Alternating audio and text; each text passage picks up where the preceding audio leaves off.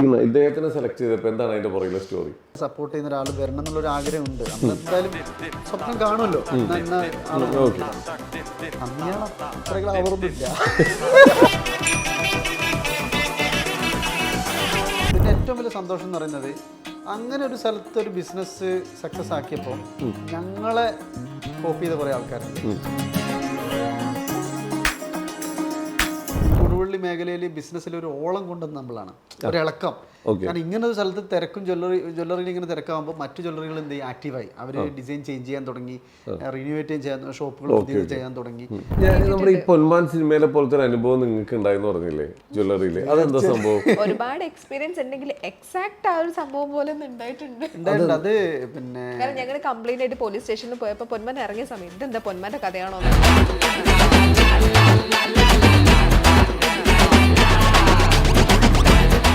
നമസ്കാരം, welcome to Django space. It's me Sreenath K Janardhanan. അപ്പോൾ ഇന്ന് നമ്മുടെ കൂടെ 2 അതിഥികളുണ്ട്. അപ്പോൾ ഈ ഇന്റർവ്യൂ എല്ലാവർക്കും വളരെ ഇൻസ്പിറേഷൻ തരുന്ന ഒരു ഇന്റർവ്യൂ തന്നെയായിരിക്കും. കാരണം വളരെ ചെറുപ്രായത്തിൽ തന്നെ ഒരു ജ്വല്ലറിയിൽ ക്ലീനിങ് സ്റ്റാഫായിട്ട് കയറിയ ഒരു പയ്യൻ ഇന്നൊരു ജ്വല്ലറി ഉടമയായിരിക്കുകയാണ്. ആ ജേണിക്ക് ഒരുപാട് വിശേഷങ്ങൾ പറയാനുണ്ട്. ആ വിശേഷങ്ങളെല്ലാം പങ്കുവെക്കുവാനും മാത്രമല്ല, അബ്ഷി ഗോൾഡ് ആൻഡ് ഡയമണ്ട്സ് ഈ ജ്വല്ലറി ഒരുപാട് ആൾക്കാർ അത് ഏറ്റെടുത്തിരിക്കുകയാണ്.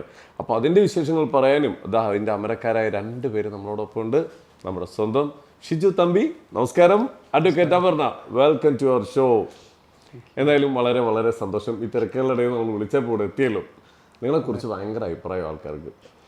ഞാൻ ഏറ്റവും കൂടുതൽ ഞാൻ നമ്മുടെ പേജ് നോക്കുമ്പോൾ എന്തൊക്കെയാണ് അതിനകത്ത് കാണുന്നത്, സർപ്രൈസ് കൊടുക്കുന്നു, കുറേ വിശേഷങ്ങളൊക്കെ. നിങ്ങൾ ഇങ്ങനെയാണോ ഫുൾ ടൈം ഇങ്ങനെ തന്നെയാണോ? കാണുന്ന പോലെ തന്നെയല്ലേ, ആ വീഡിയോസിൽ കാണുന്ന പോലെ തന്നെയാണ് റിയൽ ലൈഫ്. ഏത് സ്റ്റാഫുകളും ആഗ്രഹിക്കും ഇതേപോലെ 2 പേര് ഞങ്ങളുടെ മുമ്പിൽ ഉണ്ടാവണത്. തീർച്ചയായിട്ടും. കാരണം അത് നിങ്ങളൊരു ഫാമിലിയാണ് അല്ലേ? നിങ്ങൾ ഒരിക്കലും സ്റ്റാഫ് എന്നൊക്കെ നമ്മളിങ്ങനെ പറയാന്നല്ലാതെ അത് അങ്ങനത്തെ ഒരു വേർതിരിവൊന്നും നമ്മുടെ ഇടയിലില്ല.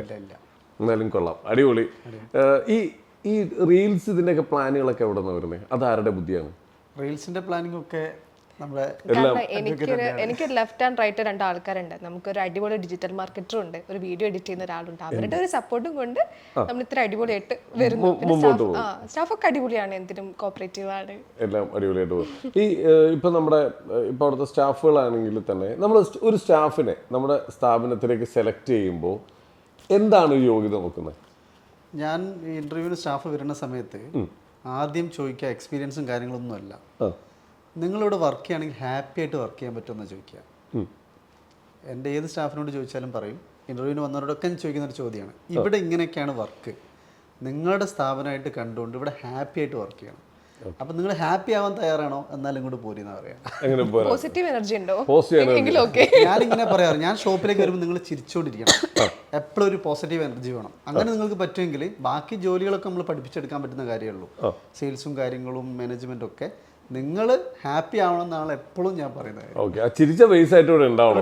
അങ്ങനെയാണെങ്കിൽ ധൈര്യമായിട്ട്, ഇതാണ് നമ്മുടെ ക്വാളിറ്റി. എക്സ്പീരിയൻസ് ഒക്കെ സെക്കൻഡ് ആണ്. വാവ്, നൈസ്. ഞാൻ കേട്ടെ, നിങ്ങളുടെ കല്യാണം കഴിഞ്ഞതിന് ശേഷമാണോ നമ്മൾ ഈ ജ്വല്ലറി സ്റ്റാർട്ട് ചെയ്തത്? അതെ, കല്യാണം കഴിഞ്ഞതിന് ശേഷമാണ് സ്റ്റാർട്ട് ചെയ്തത്. കല്യാണം കഴിഞ്ഞപ്പോൾ നിങ്ങൾ 2 പേരും കോമൺ ആയി ചർച്ച ചെയ്തെടുത്തൊരു പ്ലാൻ ആണോ, എന്നാൽ നമുക്കൊരു ജ്വല്ലറി തുടങ്ങിയേക്കാം? കോമൺ ആയി ചർച്ച ചെയ്തിട്ടാണ്, പക്ഷെ അപ്പം തുടക്കത്തിൽ ഷിജുവേട്ടൻ മാത്രമേ ഉണ്ടായിരുന്നുള്ളൂ. അതായത് ഇത് തുടക്കം എന്ന് പറയുന്നത് കുറെ കഥകളുണ്ട് പറയാൻ. നേരെ ബാക്കോട്ട് പോകും. അതായത് ഒരു ചെറിയ കാര്യം പറഞ്ഞ് തുടങ്ങാം. അതായത് ഞാൻ ഈ 10ാം ക്ലാസ് കഴിഞ്ഞ് ജ്വല്ലറി ഫീൽഡിൽ കയറി എന്ന് പറഞ്ഞല്ലോ. ഈ സമയത്ത് എൻ്റെ ഒരു സുഹൃത്തുണ്ട്, അയാളുടെ പേര് ഷാഫി എന്നാണ്. ഞങ്ങൾ ഒന്നിച്ച് വർക്ക് ചെയ്യുക. അവൻ്റെ വീട്ടിലും ഭയങ്കര ബുദ്ധിമുട്ടുള്ള സമയമാണ്, ഞാനും ഭയങ്കര കഷ്ടപ്പാടിലാണ്. അതുകൊണ്ടാണല്ലോ ആ ചെറിയ പ്രായത്തിൽ ജ്വല്ലറിയിൽ വർക്കിന് വന്നത്. ഫാദർ ഉണ്ട്, അമ്മയൊക്കെ ഉണ്ട്. പക്ഷേ ഫാദറിന് സുഖമില്ലാതെ കിടക്കുന്നൊരു സമയമായിരുന്നു. നമ്മളെ ഫാമിലി ബാക്ക്ഗ്രൗണ്ട് അത്യാവശ്യം സാമ്പത്തികമായിട്ട് വളരെ മോശം ഒരു അവസ്ഥയിലായിരുന്നു. അപ്പോൾ ആ സമയത്ത് ഞങ്ങളിങ്ങനെ റൂമിലിങ്ങനെ കിടക്കുമ്പം ടെറസിൻ്റെ മുകളിലേക്ക് നോക്കി ഇങ്ങനെ കിടക്കുന്ന സമയത്ത് ഞാൻ പറഞ്ഞു, ഞാൻ ഭാവിയിലൊരു ജ്വല്ലറി തുടങ്ങും എന്ന് പറഞ്ഞു. അപ്പോൾ എൻ്റെ ഫ്രണ്ട് പറഞ്ഞു, ഷാഫി, അവൻ പറഞ്ഞു, അതല്ല കരളെ, നമുക്കിതൊക്കെ ചെയ്യാൻ പറ്റുമോ എന്നൊരു ചോദ്യം ചോദിച്ചു. പക്ഷെ ഞാൻ പറഞ്ഞു, ഞാൻ എപ്പോഴെങ്കിലും ഒരു ജ്വല്ലറി തുടങ്ങും, അന്ന് ഞാൻ നിന്നെ വിളിക്കുന്നുണ്ട്, ഒരു തമാശ രൂപത്തിൽ പറഞ്ഞിട്ടുണ്ട്. അത് അന്നത്തെ ഒരു ഡ്രീം, അല്ലെങ്കിൽ അന്ന് ഇങ്ങനെ പറഞ്ഞു പോയതാണ്. പക്ഷെ പിൽക്കാലത്ത് ഞാൻ ഒരുപാട് ജ്വല്ലറികളൊക്കെ വർക്ക് ചെയ്ത് പിന്നെ ഒരുപാട് എക്സ്പീരിയൻസ് ഉണ്ടാക്കി, പല സ്ഥലങ്ങളിലും വർക്ക് ചെയ്തു. അപ്പോൾ ഒക്കെ എൻ്റെ മനസ്സിൽ എന്തുണ്ട്, സ്വന്തമായിട്ടൊരു ജ്വല്ലറി തുടങ്ങണം എന്ന് ആഗ്രഹമുണ്ട്. പക്ഷെ അതിനൊരു സ്റ്റെപ്പ്, അതായത് ഈ കല്യാണത്തിന് ശേഷം, ശരിക്കും പറഞ്ഞാൽ ഞങ്ങൾ കല്യാണം കഴിഞ്ഞൊരു മാസം കഴിഞ്ഞ് ചെറിയൊരു ആക്സിഡൻറ്റ് ഉണ്ടായിരുന്നു. ഞങ്ങൾ ഭയങ്കര ഒരു ബുദ്ധിമുട്ട് അനുഭവിക്കുന്ന ഒരു സമയമായിരുന്നു. എവിടെ ആക്സിഡന്റ് എങ്ങനെയാണ്? നമ്മളിവിടെ കണ്ണൂർ മുഴുപ്പിലങ്ങാട് വെച്ചിട്ട്, അതായത് ഷിജുവേട്ടൻ്റെ നാട് കണ്ണൂരാണ്. അപ്പോൾ കണ്ണൂരിൽ പോകുന്ന വഴിയിട്ട് തലശ്ശേരി വെച്ചിട്ടാണ് ആക്സിഡന്റ് ഉണ്ടാവുന്നത്. അത് കല്യാണം കഴിഞ്ഞ ഒരു മാസം കല്യാണം കഴിഞ്ഞ ഒരു മാസം കഴിഞ്ഞ് ഞങ്ങൾ വീട്ടിലൊരു സർപ്രൈസ് ആയിട്ട് പോവായിരുന്നു, അമ്മയോടൊന്നും പറയാതെ. സർപ്രൈസ് ആയപ്പോൾ ആക്സിഡന്റ്. അപ്പോൾ ആക്സിഡന്റ് ആയി. അതെ. അപ്പോൾ അതോടുകൂടി ഒക്കെ തീർന്ന്, അതായത് കല്യാണം കഴിഞ്ഞ ചിലവ് വേറെ, എല്ലാം കൂടി ബുദ്ധിമുട്ടായി നിൽക്കുന്ന സമയത്ത് ഈ ആക്സിഡന്റോട് കൂടി കാറ് വാങ്ങിയായിരുന്നു സെക്കൻഡ് ഹാൻഡ് കാറ്, അതും ഫുള്ള് ടോട്ടൽ ലോസ് ആയി. അന്ന് എന്താ ചെയ്തോണ്ടിരിക്കുന്നത്? അന്ന് ഞാനൊരു ജ്വല്ലറിയിൽ വർക്ക് മാനേജറായിട്ട് വർക്ക് ചെയ്തോണ്ട് കാർ ടോട്ടൽ ലോസ് ആയി പോയി. നല്ല ഇടിയായിരുന്നു അത്. പിന്നെ എന്ത് വേണ്ടിയിട്ടാ? ഒരു താറ് ജീപ്പുമായിട്ട് കാറൊന്നും എടുക്കാനല്ല, ക്രെയിൻ വന്ന് എടുത്തുകൊണ്ടുപോയതാണ്. പക്ഷെ എന്താ പറയുക, ഒരുപാട് ആൾക്കാരുടെ പ്രാർത്ഥനയും ചിലപ്പോൾ നമ്മൾ പരിക്ക് പറ്റിയായിരുന്നു. പരിക്ക് എൻ്റെ കയ്യിൽ ചെറിയൊരു പരിക്ക് പറ്റി. എനിക്ക് കാര്യമായിട്ടൊന്നുമില്ല, നെറ്റി മൂക്ക് കഴുത്ത് എല്ലാ ഡാമേജ് ആയിരുന്നു. പക്ഷെ ഒരു പുനർജന്മം തന്നെ പറയാം. കാരണം ആ ഒരു വണ്ടി കണ്ടു കഴിഞ്ഞാൽ ആരായാലും വിചാരിക്കും ഈ ആൾക്കാർ ജീവനോട് ഉണ്ടാവില്ല എന്നാ വിചാരിക്കുക. പക്ഷെ ഭാഗ്യം നമ്മളൊന്നും. അപ്പൊ തന്നെ ആൾക്കാരെടുത്ത് ഹോസ്പിറ്റലിൽ കൊണ്ടുപോയോ? ഞങ്ങളെന്നെ ഓട്ടോ വിളിച്ചു. ഞങ്ങൾ രാത്രിയായിരുന്നു? അല്ലല്ല, പകല് തന്നെയാണ്. അപ്പൊ ആരും രക്ഷിക്കാനൊന്നുമില്ലേ? ആക്സിഡന്റ് ആയ സമയത്ത് എല്ലാവരും ഇങ്ങനെ നോക്കി നിൽക്കുന്നുണ്ട്. പക്ഷെ എല്ലാവരും ഇങ്ങനെ ഷോക്കിലുള്ളത്. പക്ഷെ ഞങ്ങൾ എന്ത് ചെയ്ത്, കാരണം ആൾക്ക് പ്രത്യക്ഷത്ത് കാണാൻ വലിയ കുഴപ്പമുണ്ടായിരുന്നില്ല. എനിക്കാണ് മൂക്കുന്നൊക്കെ ബ്ലഡ് വന്നത്. അപ്പൊ ആൾക്കാർ എന്തോ അത്ഭുതം കണ്ട പോലെ നോക്കി നിന്നു. അപ്പൊ ഞങ്ങൾ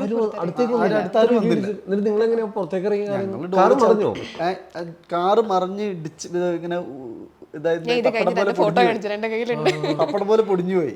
പിന്നെ ഞങ്ങൾ എന്ത് ചെയ്ത്, ആക്സിഡന്റ് കഴിഞ്ഞ ഉടനെ ഞങ്ങൾ രണ്ടുപേരും ഫേസ് ടു ഫേസ് നോക്കി. അപ്പം ഞാൻ ഇയാളിങ്ങനെ കെട്ടിപ്പിടിച്ചിട്ട് പറഞ്ഞാൽ ഒന്നുമില്ല കുഴപ്പമില്ല, നമ്മൾ ഓക്കെ ആണെന്ന് പറഞ്ഞു. അപ്പം ഇങ്ങനെ ബ്ലഡ് വരുന്നുണ്ട്. പിന്നെ ഡോർ അപ്പം പുക വരികയാണ്. പിന്നെ സിനിമയിലൊക്കെ കാണുന്ന അങ്ങനെയാണല്ലോ, പുക വരുന്നു, കാറ് കത്തുന്നു. പിന്നെ ടെൻഷനായി. അപ്പം ഞങ്ങൾ ഡോറ് ചവിട്ടി തുറന്നു. പുക വരുമ്പോഴൊക്കെ ആൾക്കാർ ഓടിക്കൂടിയിട്ടുണ്ട്. ആൾക്കാർ അറിഞ്ഞ് ഓടിക്കൂടിയിട്ടുണ്ട്. പക്ഷെ ആരും അടുത്തേക്ക് വരില്ല. കാരണം ഇത് പൊട്ടിത്തെറിക്കാന്നുള്ളൊരു പേടി ഉണ്ടാവാം. ഞങ്ങൾ എന്ത് ചെയ്ത്, വളരെ ആ സമയത്ത് പെട്ടെന്ന് ഒരു പോസിറ്റീവ് എനർജി ഞങ്ങൾ, അതായത് ഒന്നുമില്ല എന്നുള്ളൊരു ഇതിൽ ഞങ്ങൾ വേഗം ഡോർ ചവിട്ടി തുറന്നു. ഇത്ര പ്രശ്നം വരുന്ന സമയത്ത് ഞങ്ങൾ ഭയങ്കര ബോൾഡ് ആയിരിക്കും. ഏറ്റവും പ്രശ്നമുള്ള സമയത്ത് നമ്മൾ ഭയങ്കര പവർ ആയിരിക്കും. ചെറിയ കാര്യത്തിൽ അടി ഉണ്ടാവുമെങ്കിലും അങ്ങനെ ഞങ്ങൾ വേഗം വിളിച്ച് ഹോസ്പിറ്റലിൽ പോയി. അല്ല, അവിടുന്ന് പുറത്തേക്ക് നിങ്ങൾ നടക്കാനൊക്കെ പറ്റുന്ന അവസ്ഥയിൽ നടക്കാൻ പറ്റുന്നുണ്ട്, വേറെ പ്രശ്നം. പക്ഷെ മൂക്ക് ബ്ലഡ് വരുന്നുണ്ട്. ഒരു ആക്സിഡന്റ്, കാറ് ഫുൾ ടോട്ടൽ ലോസാ. പക്ഷെ കാറ് കണ്ടാൽ ഇത്രേ പറ്റുള്ളൂ എന്നുള്ളത് മനസ്സിലാവില്ല.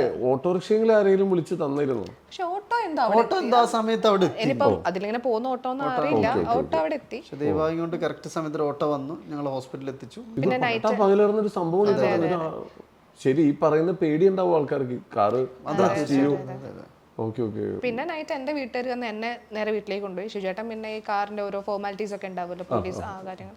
പിന്നെ പിറ്റേന്ന് വന്ന് ഇതിലേക്ക് വരാം. തുടങ്ങിയാണല്ലോ ചോദിച്ചത്. ആക്സിഡന്റ് കഴിഞ്ഞ് നമ്മളിങ്ങനെ റെസ്റ്റിൽ നിൽക്കണം. അപ്പൊ ആ സമയത്ത് ഞാനൊരു ഷോപ്പിൽ വർക്ക് ചെയ്തുകൊണ്ടിരിക്കുകയായിരുന്നു, ജ്വല്ലറിയിൽ മാനേജറായിട്ട്. അപ്പൊ ആ സമയത്ത് ഞാൻ എന്ത് ചെയ്തു, റിസൈൻ ചെയ്തു. കാരണം ജോലിക്ക് പോകാൻ പറ്റാത്തൊരു സാഹചര്യം ഉണ്ടല്ലോ. അപ്പോൾ ഞങ്ങൾ ഒരു മാസത്തോളം ഞങ്ങൾ വീട്ടിൽ റെസ്റ്റ് എടുത്തു. റെസ്റ്റ് എടുത്ത് കഴിഞ്ഞപ്പോൾ ഞങ്ങൾ വീട്ടുകാരെയൊന്നും അങ്ങനെ അധികം അറിയിച്ചിട്ടില്ല, ആരെയും അറിയിച്ചിട്ടില്ല. അതായത് അവർക്കൊക്കെ, പക്ഷെ ഞങ്ങൾ തന്നെ എന്നെ ആളെ നോക്കും, ഞാൻ ആളെ നോക്കും, അങ്ങനെ മാനേജബിൾ ആണ്. കാരണം നമുക്ക് ഈ ആക്സിഡന്റ് എന്ന് പറയുമ്പോൾ നമ്മളെ ബോഡി ഒന്ന് ഇളകിപ്പോവും. ആ സമയത്ത് നമുക്ക് മെന്റലി ഫിസിക്കലി ഭയങ്കര വേദനയും കാര്യങ്ങളൊക്കെ ഉണ്ടാവും. പക്ഷെ പിന്നെ ഇയാൾക്ക് ഞാൻ പറഞ്ഞില്ല, ആ സമയത്ത് ഈ മെന്റലി ഭയങ്കര പ്രശ്നമായി. ഈ ആക്സിഡന്റിന്റെ ഇടയ്ക്കിടയ്ക്ക് സ്വപ്നം കാണുക. അതായത് ഫിസിക്കലിനേക്കാളും കൂടുതൽ മെന്റലി ആണത്.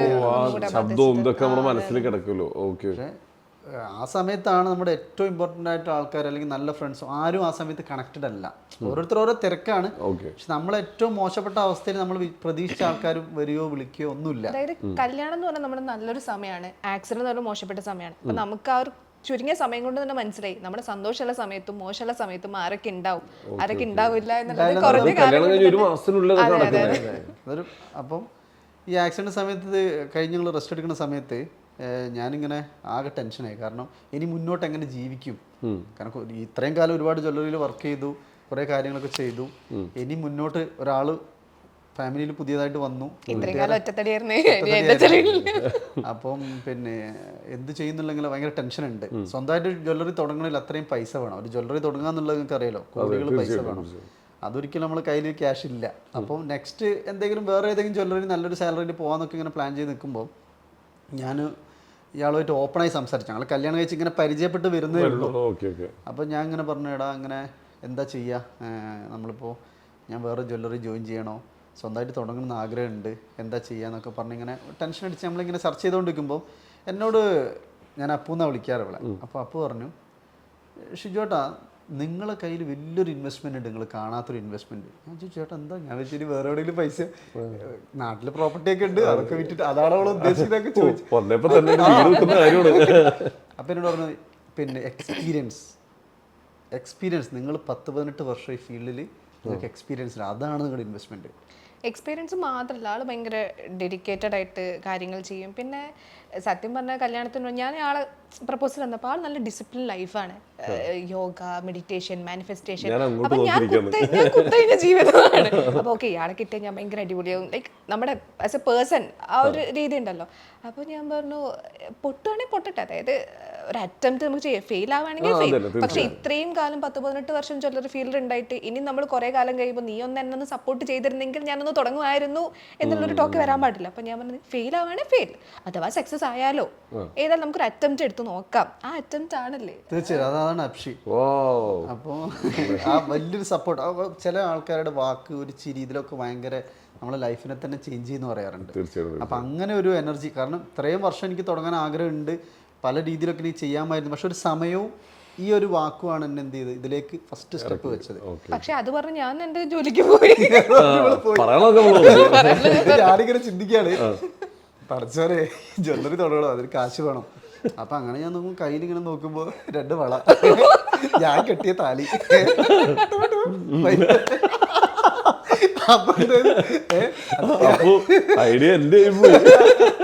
അപ്പൊ എന്ത് ചെയ്തു വേറെ. അപ്പൊ ഈ സമയത്ത് ഞാൻ പലരോടും അപ്പൊ തന്നെ ഫുൾ റിസൈൻ ചെയ്തു അല്ലേ? അപ്പൊ പിന്നെ സ്വന്തമായിട്ട് ബിസിനസ് തുടങ്ങാനുള്ള ആ ഒരു എന്റെ മോട്ടിവേഷൻ ഏറ്റെടുത്തിട്ട് പിന്നെ അതായത് രാവിലെ എണീക്കുന്നു, മാനിഫെസ്റ്റ് ചെയ്യുന്നു, മെഡിറ്റേഷൻ ചെയ്യുന്നു, കണ്ണാടിയിൽ നോക്കിയിട്ട് ഇങ്ങനെ ഞാൻ വലിയ ജ്വല്ലറിയുടെ ഓണറായിട്ട് ഇങ്ങനെ നിൽക്കുന്നു. ഇങ്ങനെ അല്ല, ഞാൻ ഷിജോട്ടിനോട് പലപ്പോഴും പറയാം, നിങ്ങൾ കൂടുതൽ ആൾക്കാരോട് സംസാരിക്കുന്നത് ആൾക്കാർ വിചാരിക്കും എന്തോ കുഴപ്പമുണ്ട്. കാരണം ഈ മാനിഫെസ്റ്റേഷനും വേറെ കുറേ കാര്യങ്ങൾ പറയുമ്പോൾ എല്ലാവർക്കും അത് മനസ്സിലായിക്കോണമെന്നില്ല. അതെന്താ പറയാൻ കാരണം എന്താ പറയുക, ഞാൻ പണ്ട് മുതലേ ഡയറി എഴുതുന്നൊരു ശീലമാണ്. ഞാനൊക്കെ പ്ലാനഡ് ആണ്, ഈ അടുത്ത വർഷം ഇങ്ങനെ ആവണം, അത് 2030 ഇങ്ങനെ ആയിരിക്കണം എന്നൊക്കെ ഉള്ളൊരു ചെറിയ വട്ട് എനിക്കുണ്ട്, എഴുതും. ഇപ്പോഴും എൻ്റെ ബെഡ്റൂമിൽ വന്നാൽ നിങ്ങൾക്ക് കാണാം ഒരുപാട് എഴുതി വെച്ചിട്ടുണ്ടാവും. അപ്പോൾ ആ എഴുതി വെച്ചതൊക്കെ ഞാനിങ്ങനെ മാനിഫെസ്റ്റ് ചെയ്ത് അല്ലെങ്കിൽ മെഡിറ്റേഷൻ ചെയ്ത് നേടിയെടുക്കുന്ന ഇങ്ങനെ ടിക്കിടും. എൻ്റെ പേര് വരെ എൻ്റെ കൂട്ടത്തിൽ, അത് പിന്നെ വരാം പറയാൻ ഒരുപാട്. അപ്പോൾ ഈവൻ ഞാൻ ഒരു ഹോണ്ട സിറ്റി വണ്ടി എടുത്താണെങ്കിലും അതിൻ്റെ പിന്നിലൊക്കെ ഒരുപാട് കഥകളുണ്ട് കേട്ടോ. ഓരോ ഒരു വാച്ച് വാങ്ങുന്നതാണെങ്കിലും ഒക്കെ ഒരു കഥകളുണ്ട്. നമ്മൾ പറഞ്ഞു വന്നത് വേറൊരു കാര്യമാണ്. അപ്പോൾ ജ്വല്ലറി തുടങ്ങണമെന്ന് പറഞ്ഞല്ലോ. അപ്പോൾ പൈസ ഇല്ല, പൈസ ഞാൻ എന്ത് ചെയ്ത് തൽക്കാലം അഡ്ജസ്റ്റ് ചെയ്യാൻ വേണ്ടിയിട്ട് ഇയാളുടെ കയ്യിലുള്ള ഗോൾഡൊക്കെ എടുത്തു, നമ്മൾ കൊടുത്ത് ഗോൾഡൊക്കെ എടുത്ത് നെക്സ്റ്റ് സ്റ്റെപ്പ് എന്ന് പറയുന്നത് ഓർഡർ എടുക്കണം. പിന്നെ ഞാനൊരു ജ്വല്ലറിയിൽ നിന്ന് റിസൈൻ ചെയ്ത് സ്വന്തമായിട്ടായല്ലോ, അപ്പോൾ കസ്റ്റമർ എന്നെ വിശ്വസിച്ച് വരണം, എനിക്ക് അതിനൊരു സ്പേസ് വേണം, ഒരു ജ്വല്ലറി, അതായത് നമുക്കൊരു ഓഫീസെങ്കിലും വേണ്ടേ. അപ്പോൾ ഓഫീസും കാര്യങ്ങളൊന്നും ഇല്ല, പിന്നെ എന്ത് ചെയ്യണമെന്ന് അറിയാതെ. അപ്പം ഞാൻ ഗോൾഡൊക്കെ ഇവിടുന്ന് കയ്യിൽ നിന്ന് എടുത്തിട്ട് ബാഗൊക്കെ എടുത്ത് അപ്പം ഞാൻ എന്ത് ചെയ്തു, വീട്ടിൽ നിന്ന് അപ്പനോട് പറയും പിന്നെ ഞാനൊന്ന് ഓർഡറൊക്കെ എടുത്ത് വരാമെന്ന് പറയും. ബാഗ് എടുത്ത്, കയ്യിൽ കാശുമില്ല. അപ്പോൾ ഒരു എല്ലാം കൂടി എൻ്റെ ഒരു ഫ്രണ്ടിനോട് ഒരു 500 രൂപ വാങ്ങിച്ചിട്ട് ഞാൻ എന്ത് ചെയ്തു, കൊടുവള്ളിയിൽ നിന്നും കോഴിക്കോട് KSRTC ബസ് സ്റ്റാൻഡിൽ പോയിരിക്കും. കൊടുവള്ളിയിൽ നിന്ന് ബസ് കയറി KSRTC പോവും, അവിടെ ഇരിക്കും. ഒരു 10-11 മണിക്ക് KSRTC സ്റ്റാൻഡിൽ ഇങ്ങനെ ഇരുന്നിട്ട് വൈകുന്നേരം വരെ അവിടെ ഇരിക്കും. അതായത് ഓർഡർ ഇത് തുടങ്ങണമെങ്കിൽ എന്താണ്, എങ്ങനെ തുടങ്ങണം എന്നുള്ളത് ഐഡിയ കിട്ടില്ല. അപ്പോൾ വിളിച്ച് ചോദിക്കണ്ട, അപ്പോൾ ഓർഡറൊക്കെ ഇയാള് ജോലിക്ക് പോയി, ഇയാള് അഡ്വക്കേറ്റ് ആണല്ലോ. അപ്പോൾ ഞാനിങ്ങനെ KSRTC പോയിരുന്ന് ഇങ്ങനെ ചിന്തിക്കും, ഇനി എന്ത് ചെയ്യും, എവിടെ തുടങ്ങും, ആരെ വിളിക്കും. കാരണം ഇതുവരെ നമ്മളൊരു ഷോപ്പിൽ വർക്ക് ചെയ്തുകൊണ്ടിരുന്നതാണ്, അവിടേക്ക് കസ്റ്റമർ വരും, നമുക്ക് അവരെ അറ്റൻഡ് ചെയ്യാം. പക്ഷെ ഇത് സ്വന്തമായിട്ടൊന്നൊരു പ്ലാൻ വരുമ്പോൾ അത് എങ്ങനെ ഒരു ഓഫീസെങ്കിലും വേണ്ടേ. അപ്പോൾ അതിനെപ്പറ്റി ഇങ്ങനെ ആലോചിച്ച് നിൽക്കുകയാണ്. അപ്പോൾ അങ്ങനെ ആഴ്ചകളോളം ഞാൻ ഇതുപോലെ ഇങ്ങനെ ഈ റൊട്ടേഷൻ ഇതന്നെ, രാവിലെ കൊടുവള്ളിയിൽ നിന്ന് ഇറങ്ങും, KSRTCയിൽ വരും, അവിടെ ഇരിക്കും, പല ചിന്തകളും പഴയ കാര്യങ്ങളൊക്കെ ആലോചിച്ച് ഇങ്ങനെ ഇരിക്കും. അപ്പോൾ അങ്ങനെ തിരിച്ചു വരുമ്പോൾ ഇയാൾ കാലിക്കറ്റ് ഒന്നിച്ചുണ്ടാവും.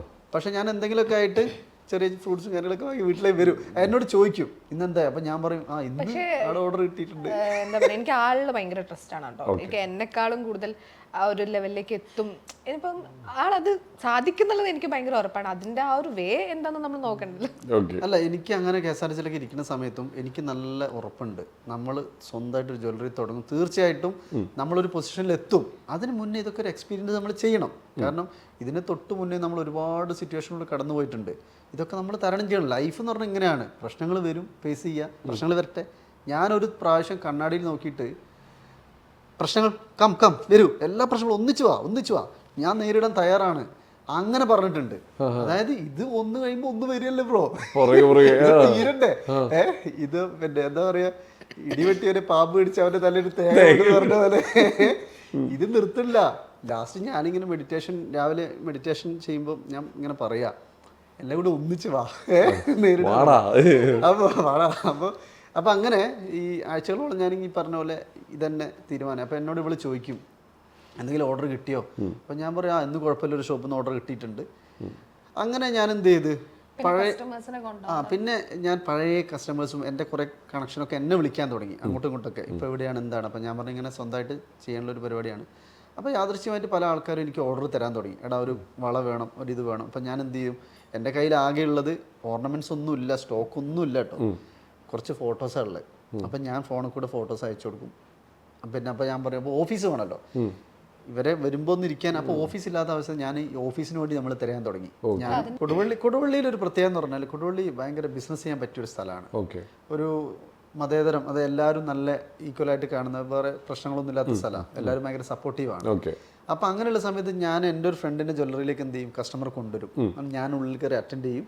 എന്നിട്ട് അതിലും ചെറിയൊരു മാർജിൻ ഞാൻ എടുക്കും. ആ ജ്വല്ലറിക്കും എന്തെങ്കിലും ലാഭം കിട്ടും. അങ്ങനെ കുറച്ച് കാലം അങ്ങനെ പോയി. അപ്പോൾ അപ്പോൾ ഷിജു ഇന്ന സ്ഥലത്തുണ്ട്. ഓക്കെ. പിന്നെ എന്നോട് എല്ലാവർക്കും ഭയങ്കര ട്രസ്റ്റാണ്. കാരണം കുറേ കാലങ്ങളോളം ഞാൻ കൊടുവള്ളി ഉണ്ട്. കൊടുവള്ളിയിൽ തന്നെ കല്യാണം കഴിച്ച് ഇവിടെ സെറ്റിലാണ്. സ്വന്തം സ്ഥലം ചീമേനി, കണ്ണൂർ ചീമേനി ആണെങ്കിലും എൻ്റെ ബിസിനസ്സും കുറേ കാലങ്ങളായിട്ട് ഞാൻ ഇവിടെയാണ്, ഇവിടെ കൊടുവള്ളി തന്നെ. അപ്പോൾ കൊടുവള്ളി നമുക്ക് നല്ല സപ്പോർട്ടിങ്ങുമാണ്. ഒരുപാട് ജ്വല്ലറിക്കാരായിക്കോട്ടെ, അസോസിയേഷൻ ആയിക്കോട്ടെ, ഭയങ്കര സപ്പോർട്ടീവാണ്. പിന്നെ 100-ൽ 20% ഉണ്ടാവും നമ്മുടെ എന്തെങ്കിലും നെഗറ്റീവ് പറയുന്ന ആൾക്കാർ. പക്ഷെ അത് വേണം, അതാണ് നമ്മുടെ എനർജി. തീർച്ചയായിട്ടും. അപ്പോൾ അതുള്ളത് കൊണ്ടാണ് കുറച്ചും കൂടി നമ്മൾ എന്ത് ചെയ്യാൻ പറ്റുന്നത്, കൂടുതൽ പഠിക്കാനും മനസ്സിലാക്കാനൊക്കെ പറ്റുന്നത്. അത് എപ്പോഴും വേണമെന്ന് ഞാൻ പറയുന്നത്, പ്രശ്നങ്ങൾ. അപ്പോൾ അങ്ങനെ ഞാൻ ഈ ജ്വല്ലറികളൊക്കെ ഇങ്ങനെ കസ്റ്റമർ കൊണ്ടുവരും. അങ്ങനെ ഇരിക്കുക ഞാൻ എന്ത് ചെയ്ത് ഓഫീസ് തരാൻ തുടങ്ങി. അതിൻ്റെ ഇടയിൽ ഈ ജ്വല്ലറിയിൽ ഇങ്ങനെ കസ്റ്റമറെ കൊണ്ടുവരും. അതിൻ്റെ ഇടയിൽ നമ്മൾ ഓഫീസ് എവിടെയെങ്കിലും കിട്ടുമോ നോക്കി. അങ്ങനെ കൊടുവള്ളിയൊക്കെ അന്വേഷിച്ചപ്പോൾ, ടൗണിലൊക്കെ അന്വേഷിച്ചപ്പോൾ നല്ല വാടക കൊടുക്കണം. ഇപ്പം അത്ര വാടക കൊടുക്കണം, എൻ്റെ ചിട്ടി അടയ്ക്കണം, ഇതിന് വിള നോക്കണം, വീട്ടിലെ കുറച്ച് പ്രശ്നങ്ങൾ, ഇതൊക്കെ ഇതിൽ നിന്ന് കഴിഞ്ഞ് പോകണ്ടേ. ഇനി ശമ്പളം കിട്ടാൻ വേറെ ജ്വല്ലറി നല്ലല്ലോ നമ്മൾ വർക്ക് ചെയ്യും, സ്വന്തമായിട്ടുള്ളതാണല്ലോ. അപ്പം ഞാൻ വിചാരിച്ചു ടൗണിലൊക്കെ റൂം എടുത്തു കഴിഞ്ഞാൽ പണി പാളി. കാരണം 10-30,000 വാടക കൊടുക്കണം, ഇത് നമ്മളെ കാര്യങ്ങൾ നോക്കണം. അങ്ങനെ പിന്നെ ഞാൻ എന്ത് ചിന്തിച്ചു, കുറച്ചും കൂടി ഉള്ളിലോട്ട്, സിറ്റി വിട്ട് കുറച്ച് ഉള്ളിലേക്ക് ഒരു സ്ഥലത്ത് നോക്കാമെന്ന് വിചാരിച്ചു. അങ്ങനെ കുറേ ദിവസങ്ങൾ ഇതിന് സമയം എടുത്തപ്പോൾ പെട്ടെന്ന് ഒരു സുപ്രഭാതത്തിൽ കൊടുവള്ളി കാവിൽമാരം എന്ന് പറഞ്ഞ സ്ഥലമുണ്ട്. കൊടുവള്ളിയിൽ നിന്ന് നരിക്കുനി റോഡിന് ഒരു 2 കിലോമീറ്റർ പോകണം. അവിടെ പിന്നെ ഒരു ഫ്രണ്ടിൽ 2 കടമുറി ഉണ്ട്, ബാക്കിൽ ഫുൾ ക്വാർട്ടേഴ്സാണ്. അപ്പോൾ അവിടെ മുകളിൽ ഫസ്റ്റ് ഫ്ലോറിൽ ഒരു റൂം ഒഴിഞ്ഞെടുക്കുന്നുണ്ട്. അപ്പോൾ അത് എൻ്റെ ഓൾറെഡി ഇന്റീരിയർ ഒക്കെ ചെയ്തു വെച്ചിട്ടുണ്ട്. കൊറോണ സമയത്ത് അവരെന്തോ പോയതാണ് അവിടുന്ന്, ബിസിനസ് ഇല്ലാതെ എന്തോ പോയൊരു സമയം. അപ്പം ഞാൻ ആ ബിൽഡിങ്ങിൻ്റെ ഓണർ എൻ്റെ ഒരു സുഹൃത്തും കൂടിയാണ്. കാരണം എൻ്റെ പഴയ കസ്റ്റമറുമാണ്, ഫാമിലി ഫ്രണ്ട്സാണ്. അപ്പം ഞാൻ പുള്ളിക്കാരനെ കണ്ട് ചോദിച്ചു പറഞ്ഞു, ഇപ്പം ഞാൻ പറഞ്ഞു എനിക്കൊരു ചെറിയൊരു ഓഫീസ് ഇടാനാണ്, ചെറിയ വാടകയ്ക്ക് തരുമെന്ന് വെച്ചാൽ പറഞ്ഞു, എടാ ഫുൾ ഇന്റീരിയർ ഒക്കെ ചെയ്താണ്, നീ ഇത്ര അഡ്വാൻസ് തന്നാൽ മതി. അപ്പം മൂപ്പര് ഇത് ആർക്കെങ്കിലും കൊടുക്കാൻ നിൽക്കുകയാണ്. അപ്പോൾ ഒരു ചാൻസ് കിട്ടിയപ്പോൾ ചെറിയൊരു റെന്റിന് എനിക്ക് ആ റൂം കിട്ടി, ഫുൾ ഇന്റീരിയർ ചെയ്ത റൂം കിട്ടി. അപ്പോൾ കൂടുതൽ പൈസയൊന്നും മുടക്കേണ്ടി വന്നില്ല. പിന്നെ ഞാൻ വേഗം നമ്മളൊരു ഈ പേര് കണ്ടെത്തുക എന്നുള്ളതുണ്ടല്ലോ ജ്വല്ലറി ഓപ്പൺ ആക്കുമ്പോൾ. പക്ഷെ ഇത് നമ്മൾ മുന്നേ കണ്ടെത്തിയിരുന്നു. ഇപ്പം ഞാനൊരു കാര്യം പറഞ്ഞ ബ്രോ വിശ്വസിക്കാമെന്നറിയില്ല, ഈ ജ്വല്ലറി ഞാൻ ഇയാളെ കിട്ടുന്നതിന് മുന്നേ എൻ്റെ ലാപ്ടോപ്പിൻ്റെ പാസ്വേഡ് അപ്ഷീന്നായിരുന്നു. അന്ന് അപർണ ഷിജു കല്യാണം കഴിക്കുന്നോ അല്ലെങ്കിൽ നമ്മൾ ഇങ്ങനെ ഒരു ജ്വല്ലറി. ഇപ്പൊ പാസ്വേഡ് മാറ്റിയിട്ടില്ലേ? ഇല്ലില്ല, മാറ്റി. അതെ അല്ല, അതാ ഞാൻ പറഞ്ഞു മാനിഫെസ്റ്റേഷൻ, അതുപോലെ ഈ മെഡിറ്റേഷൻ. ഇയാളെ കിട്ടുന്നുള്ളത് ഏകദേശം ഒരു ഐഡിയ കിട്ടിയിരുന്നു. അപ്പൊ നമ്മൾ അപർണ ഷിജു എന്നുള്ള ഇത് ആ സമയത്ത് വെച്ചാണ്. പക്ഷെ ജ്വല്ലറി തുടങ്ങുന്നുള്ളത് നമുക്ക് നമ്മൾ ഒരിക്കലും ജ്വല്ലറിയുടെ പേരാന്നില്ല, നമ്മൾ നമ്മൾ രണ്ടുപേരുടെ ജസ്റ്റ് ഇങ്ങനെ നോട്ട് ചെയ്തിട്ടുണ്ട് അപ്ഷി എന്നുള്ളൊരു പേര്. അപ്പം അങ്ങനെ ഞങ്ങൾ സംസാരിച്ചപ്പോൾ ജ്വല്ലറിക്ക് എന്ത് പേരിടണം, രജിസ്ട്രേഷനും കാര്യങ്ങളൊക്കെ ചെയ്യണം. അപ്പം അയാൾ പറഞ്ഞു നമുക്ക് അപ്ഷി എന്നിട്ടാം. പിന്നെ അപ്ഷി എന്ന് പറഞ്ഞാൽ രണ്ട് അർത്ഥം, വേറെ ഒരു മീനിങ്സും കൂടി ഉണ്ട്. ആപ് ഷീ, അതായത് ആപ്പ് എന്ന് പറഞ്ഞാൽ നിങ്ങൾ, ഷീ അവൾ, നിങ്ങളാണ് അവൾ എന്നൊരു അർത്ഥമുണ്ട്. പേരിട്ടപ്പോ ഞങ്ങൾക്ക് അറിയില്ല, പിന്നീടാണ് ഞങ്ങൾ അപ്പോൾ അത് ജ്വല്ലറിയിൽ വരുന്നവരൊക്കെ, അതായത് കസ്റ്റമർ ആണല്ലോ നമ്മുടെ വിജയം. അപ്പം നിങ്ങളാണ് ഈ ജ്വല്ലറി എന്നുള്ളൊരു അർത്ഥം കൂടി അതിനുണ്ട്, നിങ്ങളാണ് അവൾ എന്നുള്ളൊരു. നമ്മളങ്ങനെ ജ്വല്ലറി അപ്ഷി എന്നുള്ളൊരു പേര് വെച്ചു. എന്നെ അറിയാവുന്ന കുറച്ച് സർക്കിളിലെ ഫ്രണ്ട്സിനൊക്കെ ഞാൻ ഷെയർ ചെയ്യുന്നു, ഇങ്ങനെ ഒരു ചെറിയൊരു ഇനാഗ്രേഷൻ ഉണ്ട്. പിന്നെ അങ്ങനെ അവിടെ നിന്ന് എന്ത് ചെയ്തു, അവിടെ ഡിസ്പ്ലേ ഒന്നും ഇല്ല കേട്ടോ, ജസ്റ്റ് ഒരു ഓഫീസ് മാത്രം, ഓഫീസും പിന്നെ ബുക്കൊക്കെ ഉണ്ടാവുമല്ലോ. കസ്റ്റമർ വന്നാൽ ഓർണമെന്റ്സ് കാണിക്കാൻ ഒന്നുമില്ല. കസ്റ്റമർ വന്ന ഒരു ജ്വല്ലറിയിൽ നിങ്ങൾ ആലോചിച്ച് സെലക്ട് ചെയ്യണമെങ്കിൽ എന്തെങ്കിലും സാധനം വേണ്ടേ, ഒന്നുമില്ല. ആകെ ഉള്ളത് ഓൺലി സംസാരത്തിൽ കൂടി. അപ്പോൾ പക്ഷേ ഈ സമയത്ത് എന്നെ ഹെൽപ്പ് ചെയ്യാൻ പറ്റുന്ന ഒരുപാട് ആൾക്കാരുണ്ടായിരുന്നു. അവർക്ക് എന്നെ ഹെൽപ്പ് ചെയ്യാമായിരുന്നു. പക്ഷേ നമ്മളവിടെ പോകുമ്പോഴൊക്കെ വല്ലാതൊരു നമ്മുടെ ഒരു ഇൻസൾട്ട് ചെയ്യുന്ന ഫീലിംഗ് വന്നപ്പോൾ എനിക്കതൊരു, നമുക്കൊരു അഭിമാന പ്രശ്നം ഉണ്ടാവുമല്ലോ. പിന്നെ നമ്മളുടെ മനസ്സിലുണ്ട് ഈ മാനിഫെസ്റ്റേഷനിൽ നമ്മൾ എഴുതി വെച്ചിട്ടുണ്ടല്ലോ ജ്വല്ലറി തുടങ്ങുന്നൊക്കെ. അപ്പോൾ ഒരു എനർജി, യൂണിവേഴ്സൽ പവർ ഉണ്ടല്ലോ, നമുക്ക് കിട്ടിയാലോ എന്നുള്ള കണ്ടീഷനിൽ. അപ്പം ഞാൻ അതിനെയൊക്കെ എന്ത് ചെയ്തു, വളരെ പവർഫുള്ളായിട്ട് നേരിട്ടു എന്നുള്ളതാണ്. ഭയങ്കര സപ്പോർട്ടായിട്ട് ഇയാളുണ്ടായിരുന്നു. പിന്നെ അങ്ങനെ സപ്പോർട്ട് ചെയ്യുന്ന കുറച്ച് ഫാമിലീസും അതുപോലെ എൻ്റെ പഴയ കസ്റ്റമേഴ്സും അതുപോലെ കുറേ ആൾക്കാരുണ്ട് കേട്ടോ. നമ്മൾ ഒരു സ്ഥാപനം വിജയിക്കണമെങ്കിൽ, അല്ലെങ്കിൽ നമ്മൾ ഒരിക്കലും ഒറ്റയ്ക്ക് സക്സസ് ആവാൻ പറ്റില്ല, ഒരു ടീം വർക്ക് ആവശ്യമാണ്. അതുതന്നെയാണ് അപ്ഷിൻ്റെ വിജയം. അപ്പം അങ്ങനെ ഈ വരുന്ന കസ്റ്റമറൊക്കെ ഞാൻ എന്ത് ചെയ്തു, ഈ കാറ്റലോഗ് കാണിച്ചിട്ടും എൻ്റെ ഫോട്ടോസ്, ഈ ഫോണിലുള്ള ഫോട്ടോസ് കാണിച്ച് ഓർഡർ എടുക്കാൻ തുടങ്ങി. അങ്ങനെ അങ്ങനെ അങ്ങനെ പിന്നെ അതിൻ്റെ ഇടയിൽ ഞാൻ എന്ത് ചെയ്യുന്നു അറിയോ, ഈ ഹോൾസെയിലിൽ, അതായത് പണ്ട് ഞാൻ ബാംഗ്ലൂർ മൈസൂരൊക്കെ വർക്ക് ചെയ്തിട്ടുണ്ടായിരുന്നു. അപ്പോൾ ഒരുപാട് ജ്വല്ലറികളിലേക്ക് പോകും, നിങ്ങൾക്ക് എന്തെങ്കിലും ഐറ്റംസ് വേണോ എന്ന് ചോദിച്ചിട്ട് ജ്വല്ലറിക്കാരുടെ അടുത്തും പോകും. അപ്പോൾ എനിക്ക് കുറേ ഫാക്ടറികളുമായിട്ട് കണക്ഷൻ ഉള്ളതുകൊണ്ട്, മാനുഫാക്ചറിങ് ഫാക്ടറികളായിട്ട് കണക്ഷൻ ഉള്ളതുകൊണ്ട് എനിക്ക് ആരും ഗോൾഡ് തരും. ഇത് നമുക്ക് ഓഫീസ് ഓർഡർ കൊടുത്തു കഴിഞ്ഞാൽ ഞാൻ പേയ്മെൻറ്റ് കൊടുത്തിട്ടില്ലെങ്കിൽ എനിക്ക് സാധനം തരും, എനിക്കിത് സെയിൽ ചെയ്തതിന് ശേഷം പേയ്മെൻറ്റ് കൊടുത്താൽ മതി. അങ്ങനെ ഒരു ബന്ധം ഉണ്ടാക്കിയിട്ടുണ്ട്. ഈ 10-18 വർഷത്തെ ഒരു കണക്ഷൻ ഉണ്ടല്ലോ. അപ്പോൾ അതും കൂടി എനിക്കൊരു ധൈര്യം ഉണ്ടായിരുന്നു. അപ്പോൾ അങ്ങനെ ഞാൻ ഈ ജ്വല്ലറികളുടെ ഓർഡർ എടുക്കാൻ തുടങ്ങി.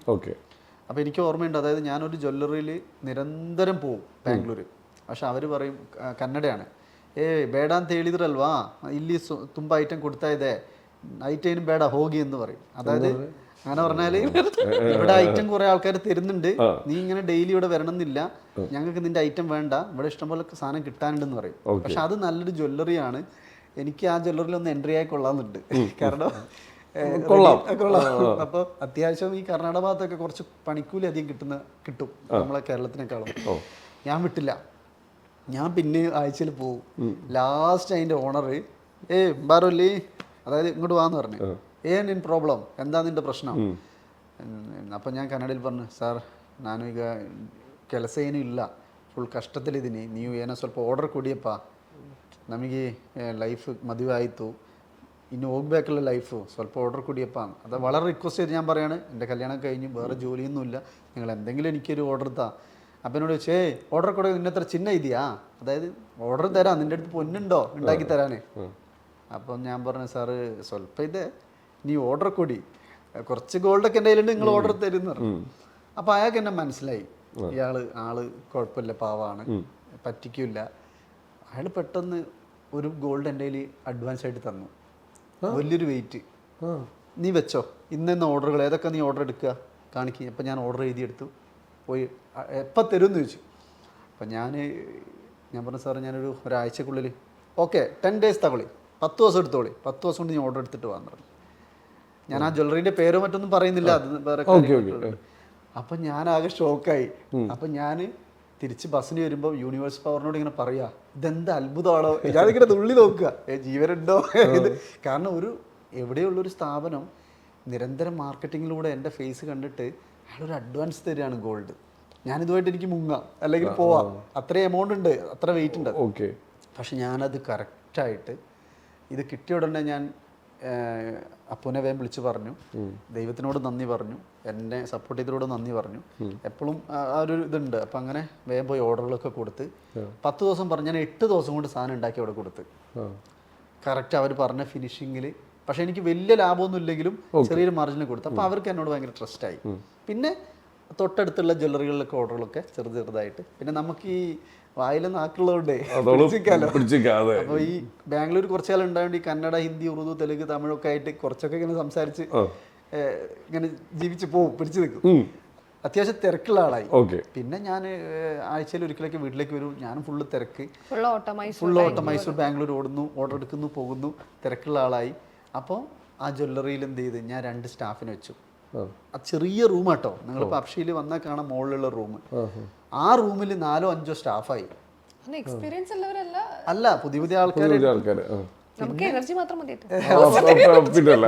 പ്രതീക്ഷിക്കാതെ ഒരു സമയം എന്ന് പറയുന്നതുണ്ടല്ലോ, നമ്മളിപ്പോൾ ഒരു കാര്യത്തിലേക്ക് 100% നമ്മൾ ഫോക്കസ് ചെയ്ത് കഴിഞ്ഞാൽ ആ ഫോക്കസ് ചെയ്യുന്ന സമയത്ത് നമുക്ക് ഒരുപാട് നെഗറ്റീവ് എനർജി വരും. പക്ഷെ നമ്മൾ അതിനെയൊക്കെ ഓവർകം ചെയ്ത് മുന്നോട്ട് പോയാൽ പിന്നെ ഫുള്ള് സാധ്യതകളായിരിക്കും.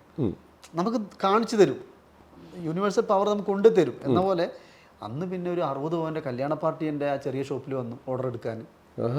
ഒരു ഓർഡർ, അതായത് അപ്പോഴെൻ്റെ കയ്യിൽ എനിക്കൊന്ന് 100 ഗ്രാം ഗോൾഡേ ഉള്ളൂ, അതിൽ കുറച്ച് ചെയിനും ചെറിയ ഐറ്റംസേ ഉള്ളൂ. പക്ഷേ ഈ കാറ്റലോഗ് നോക്കിയിട്ട് ഞാൻ ഈ 60 പവൻ ഓർഡർ എടുക്കുക. അപ്പം ആ കസ്റ്റമർ നാക്കിന്റെ പവർ അപ്പൊ അങ്ങനെ ഓർഡർ എടുത്ത് തുടങ്ങി. പിന്നെ കസ്റ്റമർ വരുമ്പോൾ നമുക്കറിയാം അവരെന്താ ഉദ്ദേശിക്കുന്നത്, അവർക്ക് എങ്ങനത്തെ പാറ്റേൺ വേണ്ടത്. കാരണം നമ്മൾ ഈ എക്സ്പീരിയൻസ് കൊണ്ട് നമുക്ക് കുറച്ചൊക്കെ ഒരു ഇതുണ്ടല്ലോ. അപ്പോൾ അത് വെച്ചിട്ട് ഞാൻ എന്ത് ചെയ്ത് എൻ്റെ സ്റ്റാഫിനോട് ഞാൻ പറയും, കൂടെ വർക്ക് ചെയ്യുന്നവരോട് ഞാൻ പറയും ഇങ്ങനെയൊക്കെ ചെയ്യണം എന്നൊക്കെ പറഞ്ഞ് അവർ നല്ല സപ്പോർട്ട് ചെയ്ത് അങ്ങനെ ആ ചെറിയ കടയിൽ നിന്ന് ഞാൻ എന്ത് ചെയ്ത് ഷോപ്പിൽ ബിസിനസ് വന്നു തുടങ്ങിയല്ലോ. കുറച്ച് സ്റ്റോക്ക് കയറി തുടങ്ങി. അപ്പം ഞാനിങ്ങനെ മീറ്റിംഗ്, അന്നും വലിയ മീറ്റിങ്ങാണ്, 4 സ്റ്റാഫേ ഉള്ളൂ. പക്ഷെ ഒരുപാട് മുകളിലോട്ടാണ് ചിന്തിക്കുക. 2050 ഇങ്ങനെ ആവണം, 30 ഇങ്ങനെ ആവണം. അപ്പം ഞാൻ ഇവരെ വിളിച്ചിട്ട് പറഞ്ഞു, നമ്മൾ പിന്നെ ഒരു 6 മാസം കൊണ്ട് താഴെ വലിയൊരു ജ്വല്ലറി തുടങ്ങണം. അപ്പോൾ അവർ പറഞ്ഞു, അല്ല ഷിജോട്ടാ, ഇങ്ങനത്തെ ഒരു സ്ഥലത്ത് ജ്വല്ലറി ഒക്കെ നടക്കുമോ? ഇതൊരു കുഗ്രാമല്ലേ, സിറ്റി അല്ല. അപ്പോൾ അവർ പറഞ്ഞു ജ്വല്ലറി മാത്രമേ ഉള്ളൂ ഷോപ്പായിട്ട്, ഒന്നുമില്ല അവിടെ, നിങ്ങൾ വന്നറിയാം. അപ്പോൾ എന്നോട് ഇവരൊക്കെ പറഞ്ഞു, ഞാൻ പലരോടും അഭിപ്രായം ചോദിച്ചപ്പോൾ, എടാ നിനക്ക് എന്താ വട്ടുണ്ടോ അങ്ങനത്തെ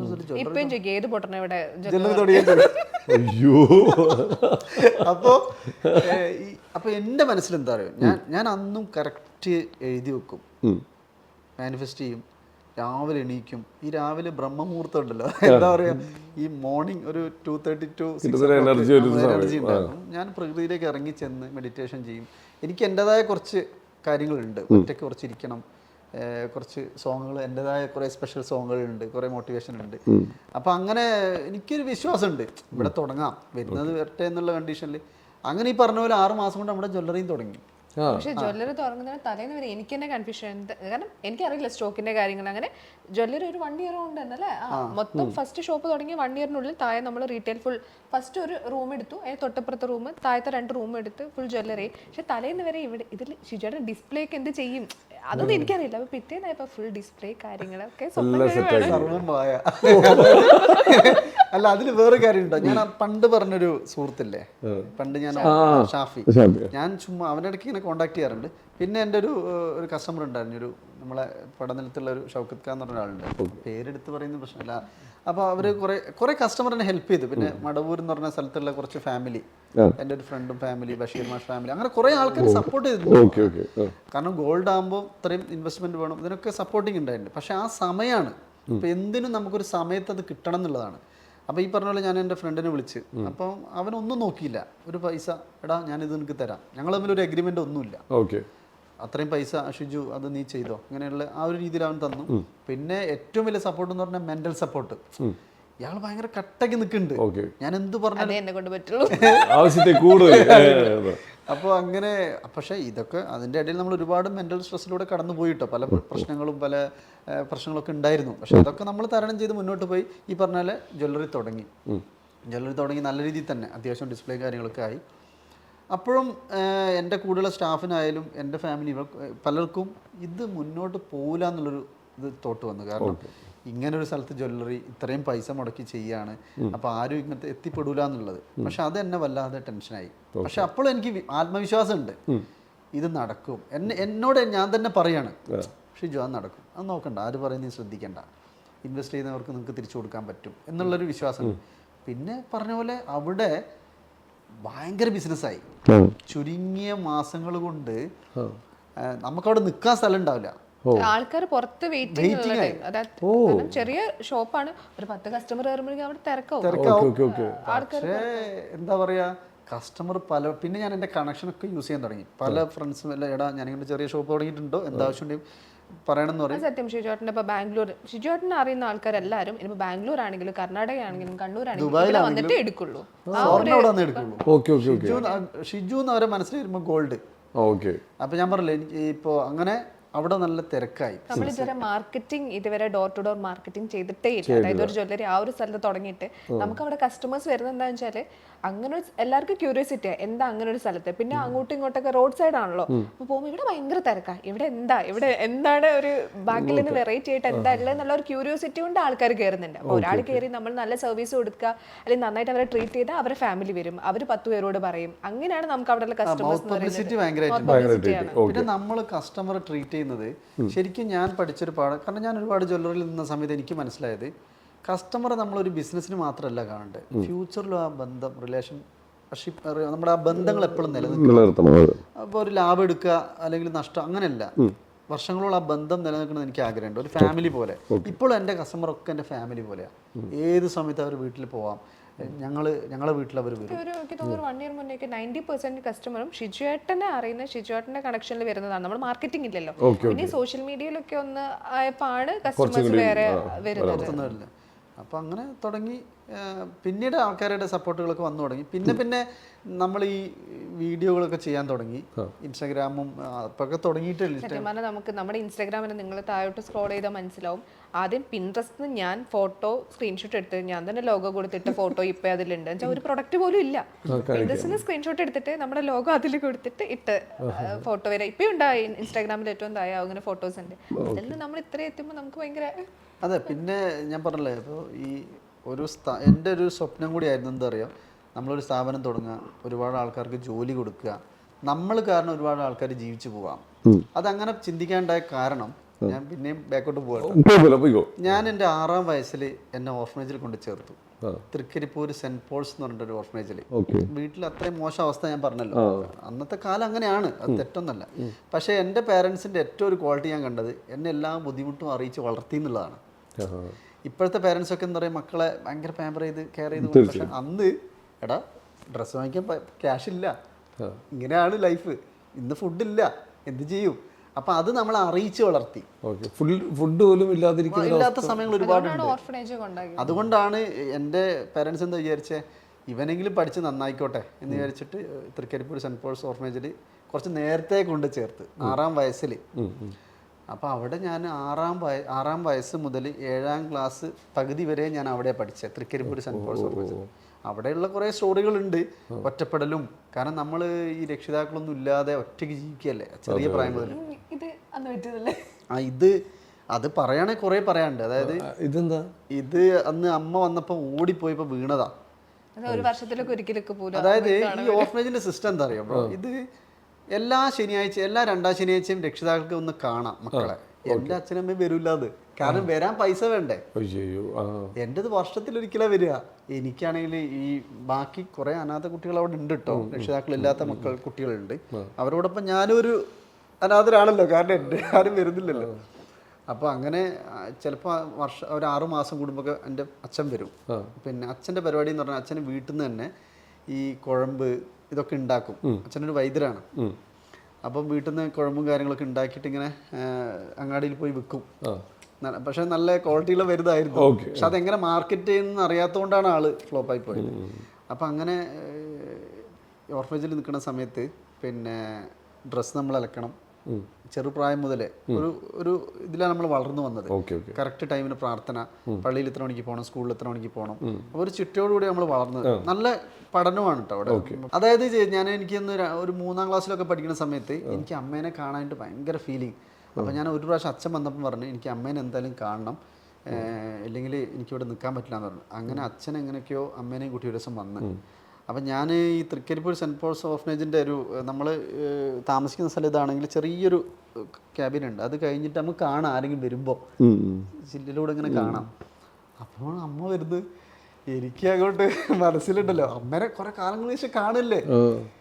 ഞാൻ പിടുത്തം വിട്ട് ഓടിയ സമയത്ത് തെന്നി വീണ് ഡോറിൻ്റെ ഈ സൈഡിൽ പോയി പിന്നെ ഇടിച്ചിട്ടുള്ള പാടാണിത്. പിന്നൊരു കാര്യം എന്ന് പറഞ്ഞാൽ ഈ ഓർഫനേജ് ഞാനിങ്ങനെ വർഷങ്ങളോളം പഠിച്ച് ഒറ്റപ്പെടൽ തന്നെയാണ്, കാരണം രക്ഷിതാക്കളില്ല, പിന്നെയുള്ള കുറേ സുഹൃത്തുക്കൾ, അങ്ങനെ ഒരു എനിക്ക് മറക്കാൻ പറ്റാത്തൊരു കാര്യം പറയും. ഈ ബിസിനസ് തുടങ്ങണമെന്ന് എനിക്ക് അന്ന് വന്ന ഒരു, എൻ്റെ ഫാദർ എന്ത് ചെയ്തു അറിയോ, നമ്മൾ തൃക്കരിപ്പൂർ സെൻറ്റ് പോൾസ് ഓർഫനേജിൻ്റെ ഓപ്പോസിറ്റ് ഒരു റെയിൽവേ സ്റ്റേഷനാണ്, അതിൻ്റെ ഓപ്പോസിറ്റ് ഒരു കേക്കിൻ്റെ ഷോറൂമുണ്ട്. കേക്കുകളൊക്കെ അവരിങ്ങനെ, അപ്പം കേക്ക് കട്ട് ചെയ്ത ബാക്കിയുള്ള പൊടിയില്ലേ, വേസ്റ്റ്, ഈ സാധനം നമുക്ക് അന്ന് 5-6 രൂപ കൊടുത്താൽ കുറേ കിട്ടും. അപ്പോൾ എൻ്റെ അച്ഛൻ വരുമ്പം ഒരുപാട് പലഹാരങ്ങളൊന്നും വാങ്ങിത്തരാനുള്ള സാമ്പത്തിക ശേഷി ഫാദറിനില്ല. ഞാൻ അച്ഛനോട് പറഞ്ഞു, അച്ഛാ ചെറിയ പൈസ കൊടുത്താൽ അവിടുന്ന് കേക്കും പൊടി കിട്ടും, അതെനിക്ക് വാങ്ങിത്തരണം. അപ്പോൾ അച്ഛൻ പറഞ്ഞാ വാങ്ങാം. അങ്ങനെ അച്ഛൻ എന്നെ ഓർഫനേജിൽ നിന്ന് കൂട്ടി, പിന്നെ ഒരു ഫിഷ് മാർക്കറ്റ് ഉണ്ട് അവിടെ ഇരുത്തി. അപ്പോൾ ഇത് വാങ്ങണമെങ്കിൽ പൈസ വേണമല്ലോ, പൈസയ്ക്ക് വേണ്ടി അച്ഛൻ എന്ത് ചെയ്തു, കുഴമ്പ് വിറ്റിട്ട് ആ പൈസ കൊണ്ട് വേണം അവിടെ വെച്ച് തന്നെ ഈ കുഴമ്പ് വിറ്റിട്ട് ആ പൈസ എടുത്തിട്ട് വേണം ഇത് വാങ്ങാൻ. അപ്പോൾ എൻ്റെ അച്ഛൻ ഇങ്ങനെ കുഴമ്പ് എന്ന് പറഞ്ഞിട്ട് എല്ലാ ആളുടെ ഇങ്ങനെ പോയി കുഴമ്പ് ഇങ്ങനെ ഓരോരുത്തർക്ക് ഇങ്ങനെ സ്മെല്ല് ചെയ്ത് കൊടുക്കും, കുറേ ആൾ ചീത്ത പറയും, അങ്ങനെയൊക്കെ. അപ്പോൾ പെട്ടെന്ന് ഞാൻ നോക്കുമ്പോൾ ഒരാൾ അച്ഛനെ വല്ലാണ്ട് ചീത്ത പറയാം. നീ ആരോട് എന്നോട് ചോദിക്കാതെ എൻ്റെ കയ്യിൽ കുഴമ്പ് വരട്ടിയത്, നിൻ്റെ ഒരു ഒടുക്കത്തെ കുഴമ്പ് എന്നൊക്കെ പറഞ്ഞ് തട്ടി മാറ്റി. അപ്പം നിറ കണ്ണുകളോട് അച്ഛൻ എന്നെ നോക്കി. അപ്പോൾ അന്നുണ്ടായൊരു സങ്കടം എന്ന് പറയുന്നത് ബ്രോ, അതായത് കേക്ക് പൊടി വാങ്ങാനുള്ള ആഗ്രഹവും അച്ഛനിങ്ങനെ പെടാപ്പാട് വിടുക. പക്ഷെ അന്ന് എൻ്റെ മനസ്സിൽ തോന്നി, എന്നെങ്കിലും ഞാൻ വളർന്ന് സ്വന്തമായിട്ടൊരു ബിസിനസ് തുടങ്ങണം, അച്ഛനെ നല്ലോണം നോക്കണം. അന്ന് മുതൽ എൻ്റെ മനസ്സിലെന്താ, എൻ്റെ പേരൻസിന് നന്നായി നോക്കണം, അതേ എൻ്റെ മനസ്സിലുള്ളൂ. എൻ്റെ പിന്നെ ബ്രദേഴ്സ് അല്ലെങ്കിൽ സിസ്റ്റേഴ്സ്, എൻ്റെ ഫാമിലി, ഇവരെ നന്നായി കെയർ ചെയ്യണം. അന്ന് മുതൽ എൻ്റെ മനസ്സിൽ തുടങ്ങിയതാണ് എന്ത്, ഈ ഒരു സംഭവം. അപ്പോൾ അച്ഛൻ എൻ്റെ അടുത്ത് വന്നിട്ട് കരഞ്ഞുകൊണ്ട് പറഞ്ഞു, മോനെ കേക്ക് പൊടി നമുക്കിപ്പോൾ വാങ്ങട്ടോ, ടെൻഷൻ അടിക്കേണ്ടതെന്ന്. അങ്ങനെ പുള്ളിക്കാരൻ അവിടേക്ക് പോയി ഇത് വിറ്റ് കേക്കൊക്കെ വാങ്ങി തന്നു. അപ്പോൾ പിന്നെ എന്നെ ഓർഫനേജ് കൊണ്ടാക്കി. പിന്നെ അങ്ങനെ 7ാം ക്ലാസ് വരെയൊക്കെ ഞാൻ അവിടെ പഠിച്ചു. 7ാം ക്ലാസ്സിന് ശേഷം ഞാൻ നാട്ടിലേക്ക് വരുന്നു. അച്ഛന് തീരെ സുഖമില്ല എന്ന് പറഞ്ഞപ്പോൾ ചീമേനി നാട്ടിലേക്ക് തിരിച്ചു വന്നു. അങ്ങനെ പിന്നെ തുടങ്ങിയ ജേണിയാണ്. പിന്നെ പറഞ്ഞ പോലെ 10th കഴിയാണ് ഞാൻ ജ്വല്ലറി ഫീൽഡിലേക്ക് കയറിയത്. അവിടുന്ന് അങ്ങനെ പല ഷോപ്പുകളിലായി ഇങ്ങനെ ഓരോ എക്സ്പീരിയൻസ് ഉണ്ടാക്കി പറഞ്ഞു. ഇതാണ് നമ്മുടെ ഒരുപാട് കഥകൾ ഒരു സ്റ്റോറി പറഞ്ഞപ്പോൾ അത് ഓർമ്മ വന്ന് പറഞ്ഞതാ. എന്തൊരു സ്റ്റോറി അത്. അല്ല, എനിക്ക് തോന്നുന്നു അതിന്റെ മുന്നേ ഞാൻ നാട്ടിലൊക്കെ പോകുമ്പോൾ ഷിജുവേട്ടൻ്റെ ഫ്രണ്ട്സ് ഒക്കെ പറയുന്നത്, ഇപ്പം അവർ നാട്ടിലൊക്കെ ഫ്രണ്ട്സ് ഉണ്ട്, അതായത് അവർ സ്കൂളിൽ പോകുമ്പം ഷിജുവേട്ടൻ രാവിലെ ടാപ്പിങ്ങിന് പോകും കാര്യങ്ങൾ. അത് കഴിഞ്ഞ് അവർ സ്കൂളിൽ പോകുന്ന ബസ്സിൽ ഷിജുവേട്ടൻ ചിലപ്പോൾ രാവിലെ എന്തെങ്കിലും ടാപ്പിങ്ങിനോ അല്ലെങ്കിൽ 7ാം ക്ലാസ് പഠിക്കുന്ന സമയത്താണ് പിന്നെ എന്ത് ചെയ്ത് ഫാദറിന് സുഖമില്ലാണ്ടുള്ളത്. അപ്പം അന്ന് എല്ലായിടത്തും സാമ്പത്തികം കുറവാണ് ഫാമിലിയിലൊക്കെ. പക്ഷെ ഉണ്ടെങ്കിൽ ആരും ഹെൽപ്പ് ചെയ്യൂല. കാരണം അതിന് വേറൊരു കാര്യം കൂടി ഉണ്ട്. കാരണം എൻ്റെ അമ്മ ഹിന്ദു, അച്ഛൻ ക്രിസ്ത്യനാണ്, ലവ് മാരേജാണ്. അപ്പോൾ ആ ഒരു ഇതുണ്ട്. പിന്നെ അപ്പോൾ അതുകൊണ്ട് തന്നെ കുറേ ഇഷ്യൂസ് ഉണ്ടായിരുന്നു. അപ്പം 7ാം ക്ലാസ് ഞാൻ എന്ത് ചെയ്യും, രാവിലെ എണീക്കും നേരത്തെ. അപ്പോൾ ഇവിടെ ചീമേനിയിൽ നിന്ന് സാമിമുക്ക് എന്ന് പറഞ്ഞൊരു സ്ഥലമുണ്ട്, അവിടം വരെ എനിക്കൊന്ന് 6-7 കിലോമീറ്റർ ഉണ്ട്. അവിടം വരെ സൈക്കിൾ ചവിട്ടി പോകണം. അപ്പോൾ വലിയ സൈക്കിൾ ഒന്ന് ഇടയിലേക്കൂടെ കാലിട്ടിട്ട് പറഞ്ഞാൽ വിശ്വസിക്കാനില്ല, അത്രയും ആ കാലത്ത് ഒരാളെടുത്ത് എൻ്റെ ഒരു ഫ്രണ്ടിൻ്റെ സൈക്കിൾ ഞാൻ കടം വാങ്ങിയതാണ്. തൽക്കാലം അവന് ഡെയിലി 1 രൂപ എന്തോ കൊടുക്കണം പോകുന്നതിന്. അപ്പോൾ പിന്നെ ഈ 6 കിലോമീറ്റർ രാവിലെ പോയി പത്രം എടുത്ത് ഈ ഫുൾ എല്ലാ വീടുകളിലും കൊടുത്ത്, പിന്നെ ചിലപ്പോൾ മോർണിംഗ് റബ്ബർ ടാപ്പിങ്ങിന് പോകും, ടോർച്ചൊക്കെ വെച്ചിട്ട് കുറച്ച് മരങ്ങൾ ചെത്താൻ പോകും. പിന്നെ അങ്ങനെ സ്കൂളിലെത്തുമ്പോൾ ഒരു സമയമാവും. ഒരു 9:30 മണിക്ക് സ്റ്റാർട്ട് ചെയ്യുമ്പോൾ ഞാനൊരു 9:45 ഓടിക്കളിച്ചിങ്ങനെ എത്തും. അപ്പോൾ ഞങ്ങളെ ക്ലാസ് ടീച്ചറുണ്ട്, പിന്നെ മോഹനൻ മാഷ് നല്ല രസമാണ്. മോഹനൻ മാഷ് ഇങ്ങനെ പറയും, ഇന്നും ലേറ്റല്ലേ. അപ്പോൾ ആദ്യമൊക്കെ എന്നെ ചീത്ത പറയുമെങ്കിലും പിന്നെ അയാൾക്ക് മനസ്സിലായി ഇവൻ്റെ കാര്യങ്ങൾ. അപ്പോൾ എല്ലാ ടീച്ചേഴ്സിനും എന്നോടൊരു സിമ്പതിയോ ഇഷ്ടം തോന്നി. അപ്പോൾ ഇത്രയും കഷ്ടപ്പെട്ട് ജീവിക്കണത്. അപ്പോൾ അതുകൊണ്ട് കുറേ അങ്ങനെ പോയി. ഇങ്ങനെ നമുക്ക് എന്തുകൊണ്ടാണ് നമ്മൾ ഒരു സ്ഥാപനം ഒറ്റയടിക്ക് ക്ലിക്ക് ആവുക, ഒരുപാട് ആൾക്കാർ ഞങ്ങൾക്ക് മെസ്സേജ് അയക്കുക, ഈ സ്ഥാപനത്തെ കുറിച്ചൊന്ന് നിങ്ങൾ ആൾക്കാരിലേക്ക് എത്തിക്കൂ എന്നൊക്കെ പറഞ്ഞു. അപ്പോൾ എന്താണ് ഇവിടെ പ്രത്യേകത എന്ന് എനിക്ക് മനസ്സിലാവണ്ടായില്ല. ഗോൾഡ് തന്നെയല്ലേ, ഇനിയിപ്പോൾ എന്താണ് വേറെ ഇതിന് മുകളിൽ എന്താ ചെയ്യാൻ. പക്ഷെ ഇപ്പോഴാണ് മനസ്സിലായ ആ സ്ഥാപനവും ആ ഒരു ജേണി ഇപ്പോഴാണ് കറക്റ്റ് ഞങ്ങൾക്ക് കിട്ടി. കാരണം നമ്മളിപ്പോൾ കസ്റ്റമേഴ്സ് വരുമ്പോൾ അവർ എടുക്കണം എന്നുള്ളൊക്കെ അവർ ഇതാണ് ഇപ്പം ചിലപ്പോൾ ഉണ്ടാവില്ല. പക്ഷെ നമ്മൾ അവിടെ വന്നാൽ അവരെ ഭയങ്കര കംഫർട്ടബിൾ ആക്കും. ഇനി അവർക്ക് ഫുഡ് വേണമെങ്കിൽ ഞങ്ങൾ ഫുഡ് വാങ്ങിച്ചു കൊടുക്കും, റെസ്റ്റ് എടുക്കണമെങ്കിൽ റെസ്റ്റ് എടുക്കാം. കുട്ടികൾ വെറുതെ കുട്ടികളെ കളിപ്പിക്കാൻ വരുന്ന അടുത്തുള്ളവരൊക്കെ ഉണ്ട്. അവിടെ അവർക്ക് ഫ്രീ ആണ്. അവരെ ഒരു സ്ഥലം പോലെ സ്റ്റാഫ് ആണെങ്കിലും എല്ലാവരും, കാരണം നമ്മൾ നാട്ടുമ്പുറം ആകുമ്പം എല്ലാവരും ഒരു, കാരണം അവരുടെ വീടിന് തൊട്ടടുത്താണ് ജ്വല്ലറി. സിറ്റികളിലൊന്നും അങ്ങനെയല്ലല്ലോ, നമ്മുടെ ഷോപ്പിന് തൊട്ടടുത്ത് വീടുകളാണ്. അപ്പൊ എല്ലാവരും ഒരു ഫാമിലി പോലെ, സ്റ്റാഫ് ആണെങ്കിലും നമ്മളാണെങ്കിലും നമ്മൾ ഞങ്ങളുടെ ഓണേഴ്സ് ആണ്, അങ്ങനെയൊന്നുമല്ല, എല്ലാവരും ഒരു ടീമാണ്. ഇപ്പൊ പുറത്തേക്ക് കസ്റ്റമേഴ്സ് വന്നാലും അടിപൊളിയാണ്. സ്റ്റാഫൊക്കെ എന്ന് പറഞ്ഞാല് സ്റ്റാഫ് എന്ന് ഉപയോഗിക്കുന്നത് ശരിക്കും തെറ്റാണ്. സഹപ്രവർത്തകരെന്ന് ഞാൻ പറയുന്നത്. ഞാൻ ഒരാളോട് പറയും, എടാ ഇത് നിന്റെ ജ്വല്ലറിയാണ്, നീ ചെയ്യ്. അപ്പോൾ ചിലവർ പറയും എനിക്കിത് പറ്റില്ല. ഞാൻ പറയും ഇല്ല, ഇങ്ങനെ ചെയ്യ്, ഇങ്ങനെ എക്സ്പീരിയൻസ് ചെയ്യ്. അങ്ങനെ ഇപ്പോൾ കുറേ ആൾക്കാർ എൻ്റെ ഷോപ്പിൽ വന്ന് ട്രെയിനിങ് കഴിഞ്ഞ് സ്വന്തമായി തുടങ്ങിയ ആൾക്കാരുണ്ട്. ഒരുപാട് ആൾക്കാർ നമ്മളോട് അഭിപ്രായം ചോദിക്കാറുണ്ട്. പിന്നെ ഏറ്റവും വലിയ സന്തോഷം എന്ന് പറയുന്നത്, അങ്ങനെ ഒരു സ്ഥലത്ത് ഒരു ബിസിനസ് സക്സസ് ആക്കിയപ്പോൾ ഞങ്ങളെ കോപ്പി ചെയ്ത കുറേ ആൾക്കാരുണ്ട്. മീൻസ് വീഡിയോസ് ആയിക്കോട്ടെ, അല്ലെങ്കിൽ ഷോപ്പിന്റെ വർക്ക് അടക്കം നമ്മുടെ ആ ഇന്റീരിയർ വർക്കൊക്കെ ഒരുപാട് ആൾക്കാർ വലിയ സംഭവം അല്ലെങ്കിലും ഞാൻ പറഞ്ഞു തുടങ്ങിയ സമയത്ത് നമുക്ക് വലിയ ഇന്റീരിയർ ഒന്നും കൊടുക്കണ്ടായില്ല, ഞങ്ങൾ തന്നെ വരച്ചുണ്ടാക്കി ഇയാളാണ് അതിന്റെ ഇന്റീരിയർ നമ്മൾ തന്നെ വരച്ചുണ്ടാക്കി ഡിസൈൻ എല്ലാം നമ്മൾ തന്നെ, മോഡല് നമ്മൾ തന്നെ, ഓണേഴ്സ്